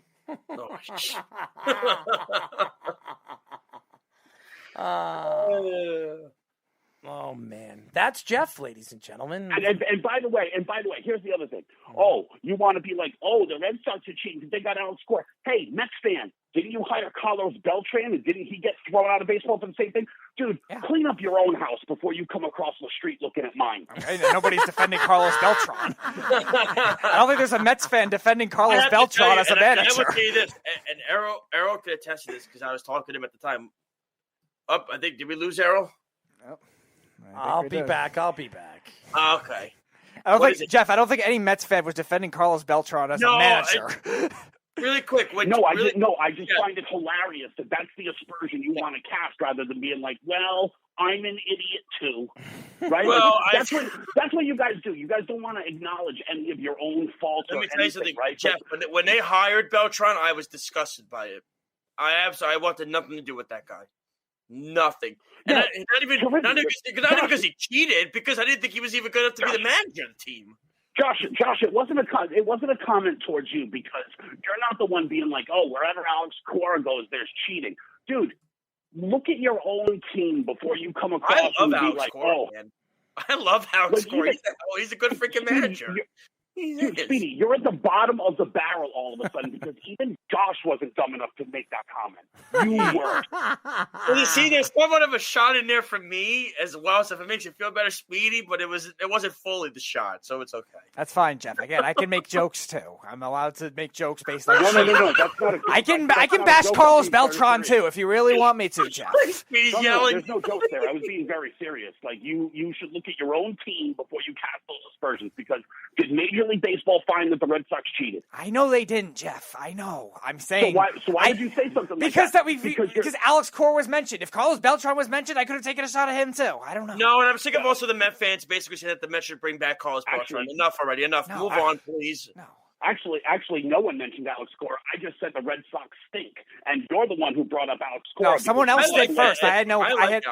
Josh brought up Alex Cora first. I brought him up, Speedy, because for some reason I feel like you have like this pent up anger and you want to lash out at people for some reason. Be better, Speedy. He's still getting over the Kadarius Toney pick, Jeff. That's what it is. I talked to him the next day. He was very perturbed by it. I never heard him that angry before in my life. Kadarius Toney's going to be a player, and then I'll wait for Speedy's apology for being like, sorry, you were right. Kadarius Toney. How good do you think Kadarius Toney's going to be? Dude, I'm not going to say he's a number one in the league, but he's certainly going to be a very good number two. But who do you compare his skill to if you were to pick a player? Oh, God. He's not as tall, I don't think, but I would say he's kind of probably like a Juju Smith-Schuster. Really? Interesting. They call him the human joystick. Interesting. I thought Terry Cohen was called the human joystick. Juju Mama Lulu. That's a nice comparison. Well, if he's anywhere close to the player that you think he is, the Giants got themselves a pretty damn good player. I think he's a good player. Now, listen, it's all going to come down to scheme and if Danny Dimes can throw the football, but I think it's going to help. I think he's going to be a pretty good player, and I think Speedy's going to really regret saying all these bad things about Kadarius Toney. Are you going on a limb, Jeff, and you're saying that this is going down like the beef CeeDee Lamb comments about how he didn't want CeeDee Lamb? Is that going down that route with Speedy? No, he's not. There's a big difference between Kadarius Toney, who was thought of as a late first-round pick, early second-round pick, and CeeDee Lamb, who was a top 10 player on everyone's top board. 5 on my board. Top 5 on Harold's. Let's put it this way: Josh, if you want the comparison very seriously, when you go back to last year's draft, CeeDee Lamb was in the Jalen Waddle. He was a top 3 wide receiver in last year's draft. No question. Previous year's draft, right? That was the talk. Who's going to go first? So basically, it's literally like the Devontae Smith, Jalen Waddle, Jamar Chase argument, because there was essentially 3 wide receivers this year, but it was all the other guys that really did well. Like if you go back to that draft, the CeeDee Lamb draft. It was all the other guys that performed very well. Right. Was anyone raving about Justin Jefferson? They were like, no, I wasn't. I wasn't. And Justin Jefferson probably is the best of the group right now. Yeah, he had the best year. He definitely had the best year. And I still don't understand the Henry Ruggs pick. No, I don't either. No, I don't either. And that was one of the things I was right on. The best wide receiver in last year's draft, in my eyes, was CeeDee Lamb. And I still think he's going to be the best wide receiver in that class. And that could very well turn out to be the truth, right? Like, I'm not saying that it's not. Yeah. But who had the best season last year? Jefferson had the best season. Absolutely. Yes. And again, you're right, Jeff. Probably the next 2 were probably Ayuk and Higgins after that. So it wasn't even Lamb or Judy that was even thought of. This year. Right. So before you go quitting on Kadarius Toney, and listen, I'm not saying that you're saying the same things that the Beef said about CeeDee Lamb. So I'm not putting you in that category. You're being hopeful but skeptical, which is fine, which a lot of people can do. So I don't fault you for that. But I really think you're going to like Kadarius Toney. What about with you and Elijah Moore? He was at the end of next year. I'll be waiting for my apology. I'll be waiting for my apology, Speedy, at the end of next year. Jeff, I hope you're right. I really do. Jeff, what's your comparison with Elijah Moore then? Dude, just like I'm going to line up and wait for apologies from every last one of you about David Collins. Every last one of you. No, we gotta get Jeffrey back for that one. He wasn't. By the way, Josh, Jeff wasn't big on Elijah Moore. Okay. So no. That's not what I said. Again, that's not what I said. Okay, what did you say? You thought that the Jets should have went for an offensive line? Yes, I said in that position, if I had been the Jets, I would have taken the elite offense.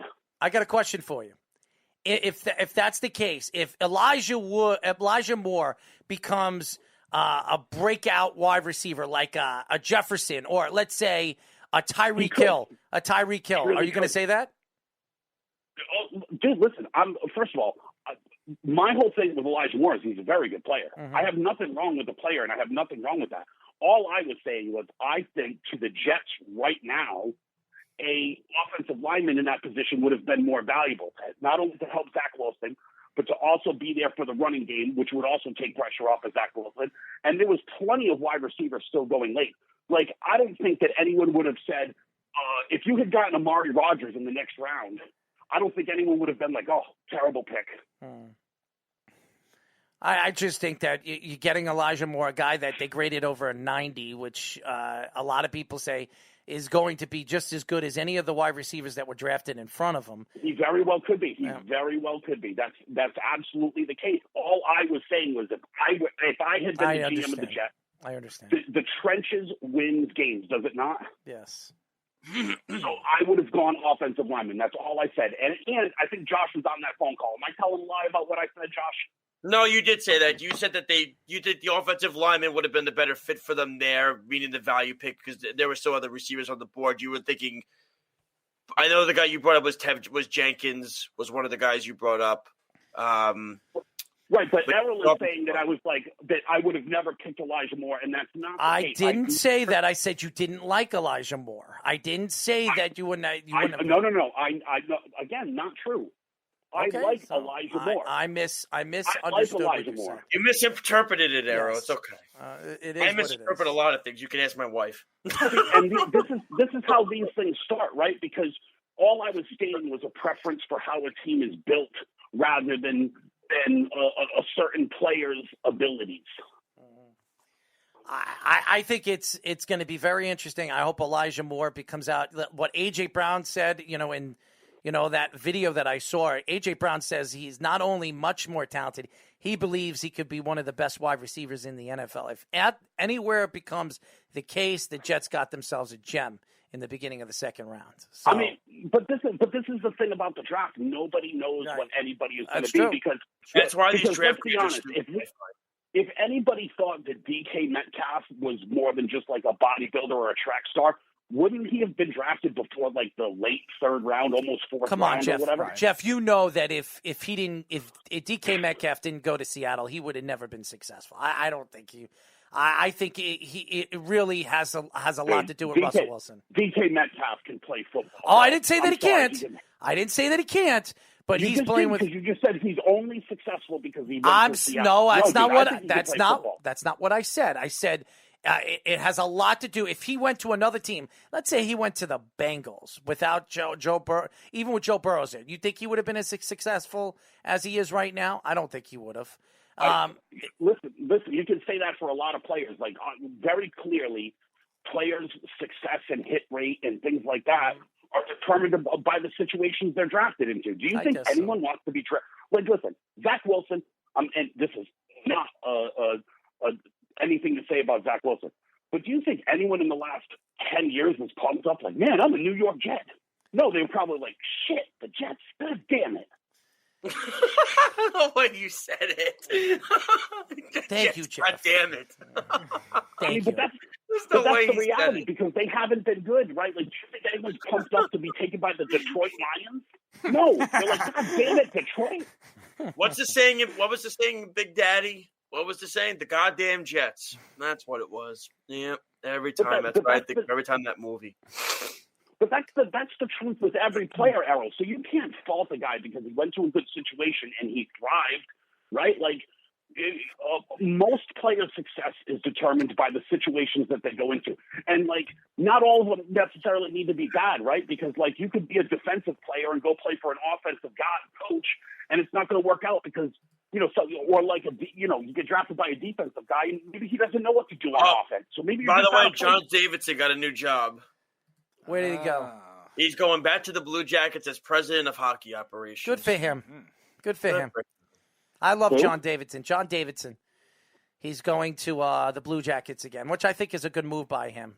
So Torch will be there. Torch will stay there. I don't know about that. Torch didn't want to be there. He tried to quit last year. We'll see. I think it was a big mistake, the Rangers letting him go. I really do believe that. I think John Davidson was the perfect fit for the Rangers. Which I'm confused because at the time when they hired him, you didn't even like his draft. No, I didn't like his draft, but he's still the perfect. But you say he's the perfect fit. Man. His draft though. So what? Because he had a bad draft. And who did he send his? You don't want Babcock out there? No, I think Babcock is not very good with young players. Well, they're going to hire Gallant. That's who they're going to go with. We'll see. I still look at Messier as the guy. Oh, enough of this. I've had this argument with you nonstop already. I hope it is, so I can stick it in your face. I am fine. I hope it is. Right now I have a restraining order against Josh. So I can't have anything in my face tonight, anyways. Mm-hmm. He's the most hypocritical dude on the planet. Why are you taking personal shots at people, Josh? Who? You. Who am I taking a shot about at? Flat earthers and stuff. Right after that Kwame Brown comment. Oh, again with right the after that Brown comment. Still on this thing? Jesus Christ, Jeff. We'll never let you forget it. Dude, Jeff, the guy thought after he was done goaltending and giving up 6 goals a game, he thought he was going to go be an astronaut for NASA. Are you kidding me? Have you heard of him? Yeah. No, I'm not going to let him forget because he's the same whiny bitch that was whining about Kwame Brown and why do people talk about him? And then this dude goes and says that. Get out of here, dummy. Because the Kwame Brown shit was personal, man. I mean, the father left him on the tracks. I mean, that shit was personal. What did Ilya Brezhkov ever have done to his childhood to deserve the crap that he just you trying to justify being hypocritical? I love you know what, Jeff? I love being hypocritical, baby. I love it every second of it. That's what I am, Mr. Hypocrite. That's what they call me. Love it. Unbelievable. Who's your sources on your rumors? Is it the Beeve? Is the Beeve your source on all your rumors? Oh, let me tell you something. The only time I've ever had a conversation with the Beeve when you helped me pick up my grill. That was pretty good. Name your sources there, you journalist. Well, I will say this. The sources I have are I just follow Twitter. Unbelievable. I that's why I don't go on Twitter. I got over 2,000 people. It's so funny, Jeff. It's so funny, Jeff. Everybody on our network, besides Scott, and Scott posts everything. I seriously maybe post one thing every 2 months. When you post, it's like the most random time and random thing you post. Like, Twitter's the greatest place on the planet. You get to watch 3 months on every female journalist. What happened? What'd you say? I said Twitter's the greatest thing you'll ever see in your life. You get to go on there and see Speedy creep on every female journalist. That's what I said. Jeff, when I first met Speedy, I think the second week I worked on the Weekend Crunch, Arrow and I, we were hanging out, and I go to Arrow and I go, "Did you see Speedy's page?" And then Arrow goes, "No." We're looking through Speedy's page, I'm like, this dude likes and comments on every attractive journalist. Every single one. And it's all on his page. It's so funny, too, because if you were to put either of their pictures side by side, they don't even look like the same species. It's like beautiful woman and then weird dude with wraparound Oakleys on. Like, what a dude. I know I'm weird, Jeff. You don't need to tell me. But it's so funny. He'll when he writes his messages, he'll be like, "Oh, that's awesome news! Congratulations!" Or "That's great, good for you!" Or this, it's like, and Can I have your number? It's like the most I don't know. I'm not that creepy, like, Errol. Nice try. He'll get a like. I don't DM them. And it's like Speedy Bad makes Speedy's day. He gets the like easily. It makes his day. I don't DM them. I'm not that creepy. I would. I would. I might. Of course you would. If you like anything you write, pic is you should DM. Embarrassing too. Awful profile pic. Even Screech would cringe if he was still alive. Yikes. I didn't say I was photogenic either, Jeff. Speedy, anytime a woman likes anything you write to them, I DM them right away because 98% of them are probably very attractive women that they're probably like, you need to call them or something. Well, maybe that says more about you, Josh. I don't know. No, you need to have Errol do a GIF. Okay? Listen, Speedy's thing is like this. I'm telling you, when I did that, when we went out to the club, that girl's eyes just blossomed. She was like, but then here's the problem. He's too honest because then he brings up how a dog ran into the room and licked his ass. If he didn't fall in, I told him when she asked him to go out for another night, I said, dude, do not fall in love with her. She's not looking for a relationship. She's looking to get some. And I told him this was your chance. He didn't listen to me. I love Speedy, but I do this right now, and I say this to you all the time. The first woman Speedy bangs, that's going to be the woman he thinks he's going to marry. Josh, if I had that much overconfidence in my dating abilities, I wouldn't struggle so much. You're like Leonard from The Big Bang Theory when he bangs when he bangs Penny and he says, "I love you." I hope I'm not that creepy, but who knows? You should have dragged her out of there and taken her to Pound Town, Speedy. I told him. He told me he was going out on a date. I'm like, dude. I was like, do whatever you can to go home with her. Dude, Speedy was so funny. On the boat, he's dancing upstairs and he's like smiling. Well, the funny thing is that when I at my party, we opened up a circle and I was like, "Where's Speedy?" I ran downstairs, get Speedy, got him up there.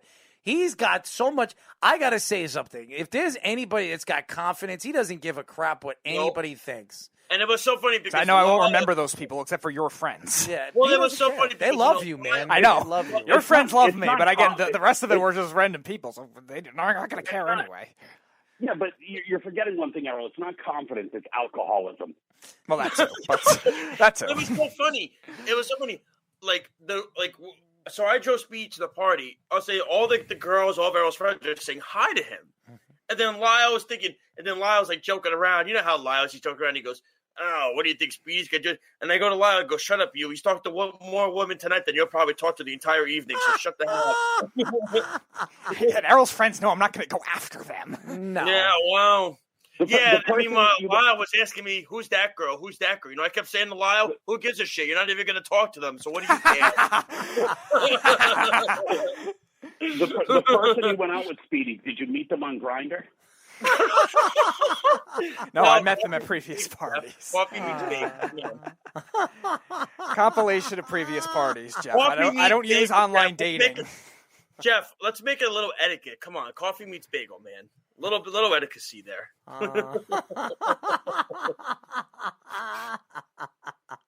What a show. Thank you, Jeff. Jesus Christ, this went way over the damn time. Thanks, Jeff. Thanks for having me, Errol. It's always a pleasure to be on Robbie Anderson Radio. Oh, that was Jeff. He hasn't used that one in a while. That was like 3 years ago. That was 3 years ago he used Robbie Anderson Radio. He's out of his mind. Dude, I got to tell you, that was funny tonight with him. He's always funny. He's out of his damn mind. I know he is. He's out of his mind. It's what he is. And I can't believe Mark didn't come on.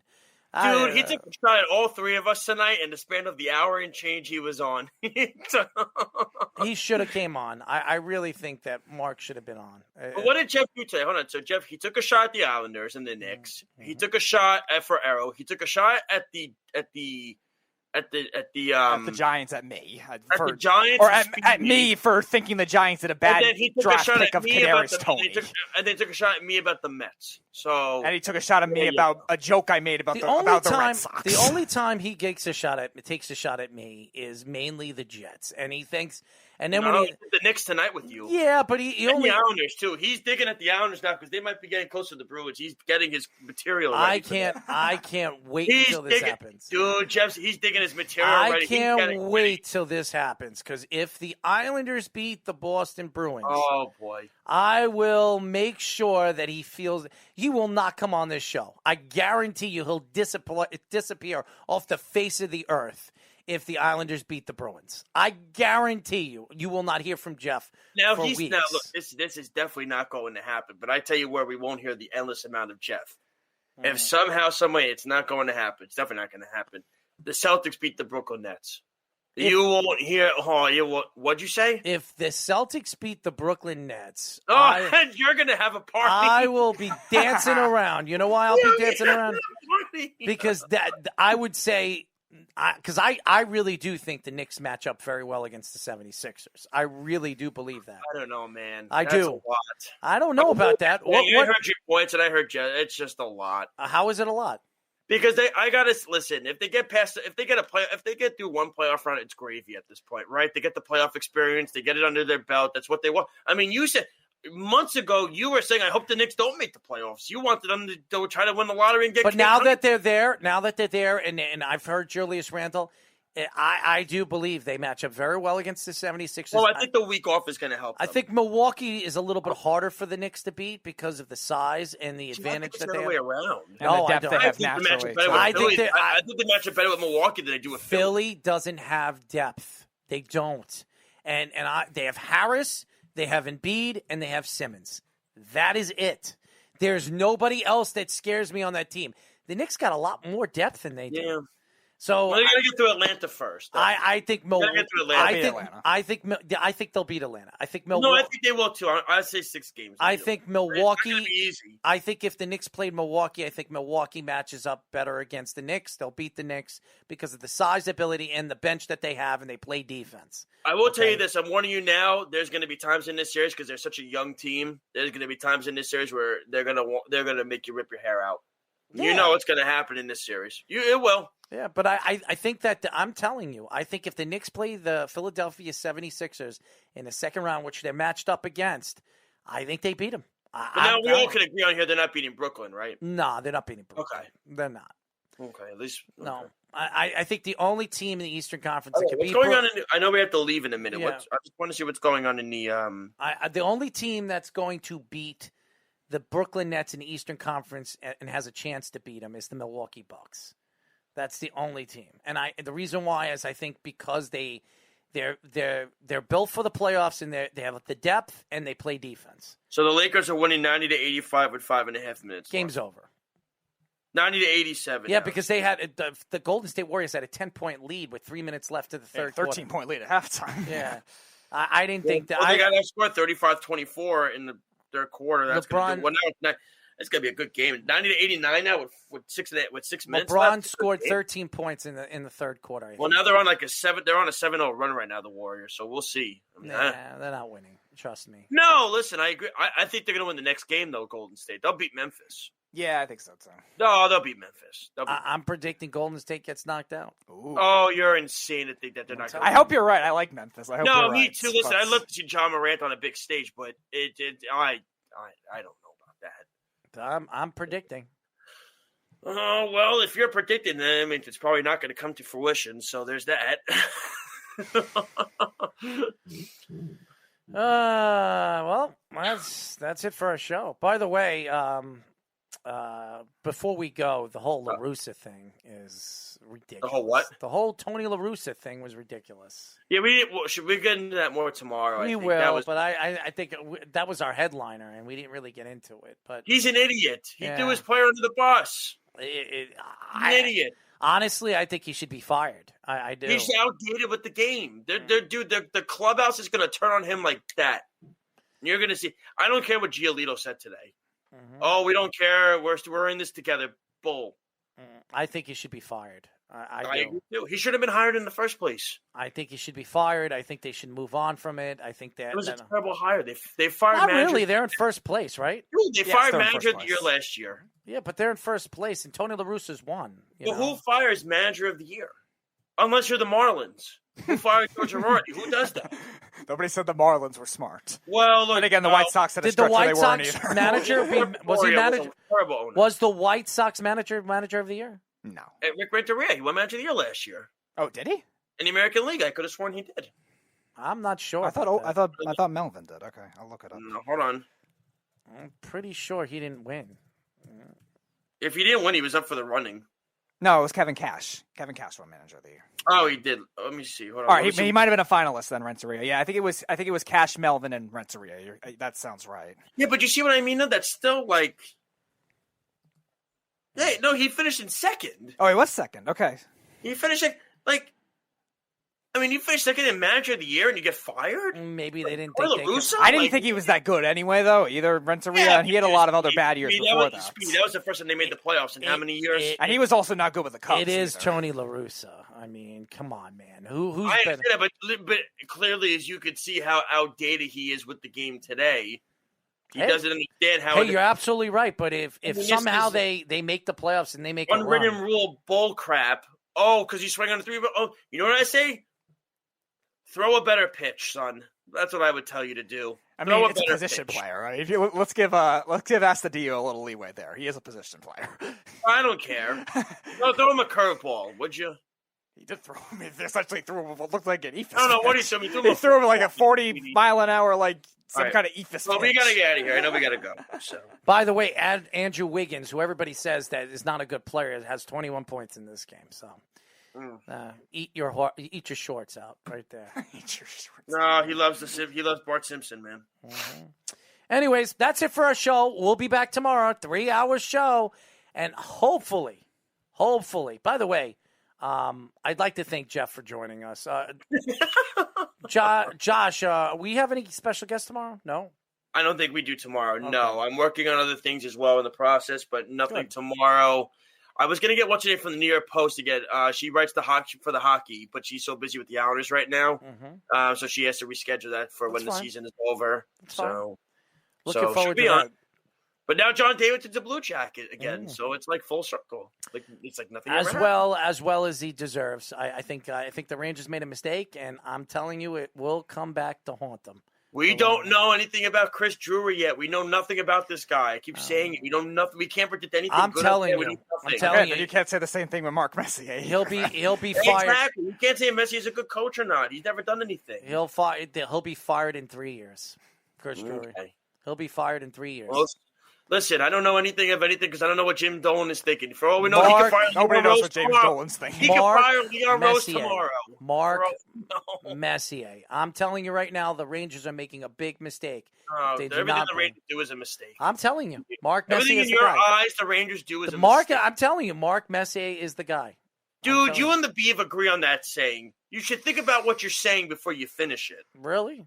I think Mark Messier has deserved the job for the last 3-4 years. He's never, ever. So what? What does that mean? He was a great player. He was a great player. He knows the game. Wayne Gretzky was a bad coach. Oh, well, he's not Wayne Gretzky. And by the way, Wayne Gretzky was not. I'm sorry. You telling me that when it came to scoring and winning the big game, Wayne Gretzky wasn't good at that. And by the way, when they won all those, oh my God, were you alive when Wayne Gretzky won those Stanley Cups? Who was the MVP out of two of those four? Alive for those. Who was the champion? Who was the MVP of the two of the Wayne four? Wayne Gretzky's the greatest hockey player of all time. I'm really going to argue. Most overrated hockey player of all time. Oh my God. Most overrated hockey player of all time. The greatest hockey player of all time is Mario Lemieux. Okay, and I'll tell you that because I saw Mario do things that I've never seen anybody do. And to me, if he didn't have leukemia, Mario Lemieux would have broken the goal-scoring record, and he would have close to the point-scoring record of Wayne Gretzky. He was fantastic. That's all I'm going to say about that. And I watched both of them play live on the ice. I was actually on the ice when I watched these guys skate, okay? Mario Lemieux, for the guy, the size and the ability and the hands that he had and how graceful he was, fantastic. What? I'm not doing inexperience again. I'm tired of it. Inexperience? What do you mean? Get me a veteran coach in here that's going to get the job done. Mark Messier. Not a veteran coach. He's never coached a day in his life. Mark Messier. Good for him. Maybe he could coach the Islanders for you if you really like him so bad. Why would they do that when they have the best coach in the NHL? Well, because who knows? What if maybe Lou decides to step down in 2 years and then Trotz says, I'm out? Trotz's not leaving. Oh. Why is he going to leave when he's just saying it's to bust your balls. I'm just saying, why would he leave when he's set up very, very good? They got a good young roster. He is set up very, very well. They have a very good young roster. They're very well built. They have a very good farm By the way, system. should they still be starting Sorokin, or are you on the Varlamov train now? No, I want Sorokin. Varlamov lost the second game. Sorokin won the first game. Sorokin didn't play great in the first game. He made the saves when he needed to. He made some good saves. He made saves when he needed Varlamov kept them in that game yesterday. And so did Sorokin. Sorokin kept him in for a while, too, in the third period. The Penguins had possession of the puck. You should get you and Lyle on. You and Lyle have very different perspectives on the Islanders. Lyle's a moron. Okay. Well, you don't have to tell. Really. Tell Josh something he doesn't know. Yeah, really. I mean, the points you were making in the car was egregious on the way to your party. It was a joke. Some of the stuff he was saying about what that Trey Turner is better shortstop than Lindor. Give me a break. I mean, I was drunk and I still gave him the answer, and he was baffled by it. What is he baffled about? Trey Turner, and I'm not a Lindor fan, and I think he was way overpaid. But he said to me when the Nationals got Josh Bell, he said, "This is what's going to put the Nationals over the top and get them back to the World Series." I said, "Are you out of your flipping mind? Josh Bell hit 190 last year with 20 home runs. Are you serious?" Why do you think the Pirates got nothing for him in return? Because it's the Pirates front office. Because they're the worst traders ever. Jeff says, I'll take Gretzky. He was tough enough not to get leukemia. Oh, man. Yeah, excuse my language. I think on that note, we should end. Yes, we should. We'll be back tomorrow, ladies and gentlemen, at 9 o'clock on The Button. So stay tuned for that. Until then, this is Errol Marks, Joshua Silverberg, and Speedy Petey saying good night, and we'll talk to you then. Good night, everybody. It's the Worldwide Sports Radio Network.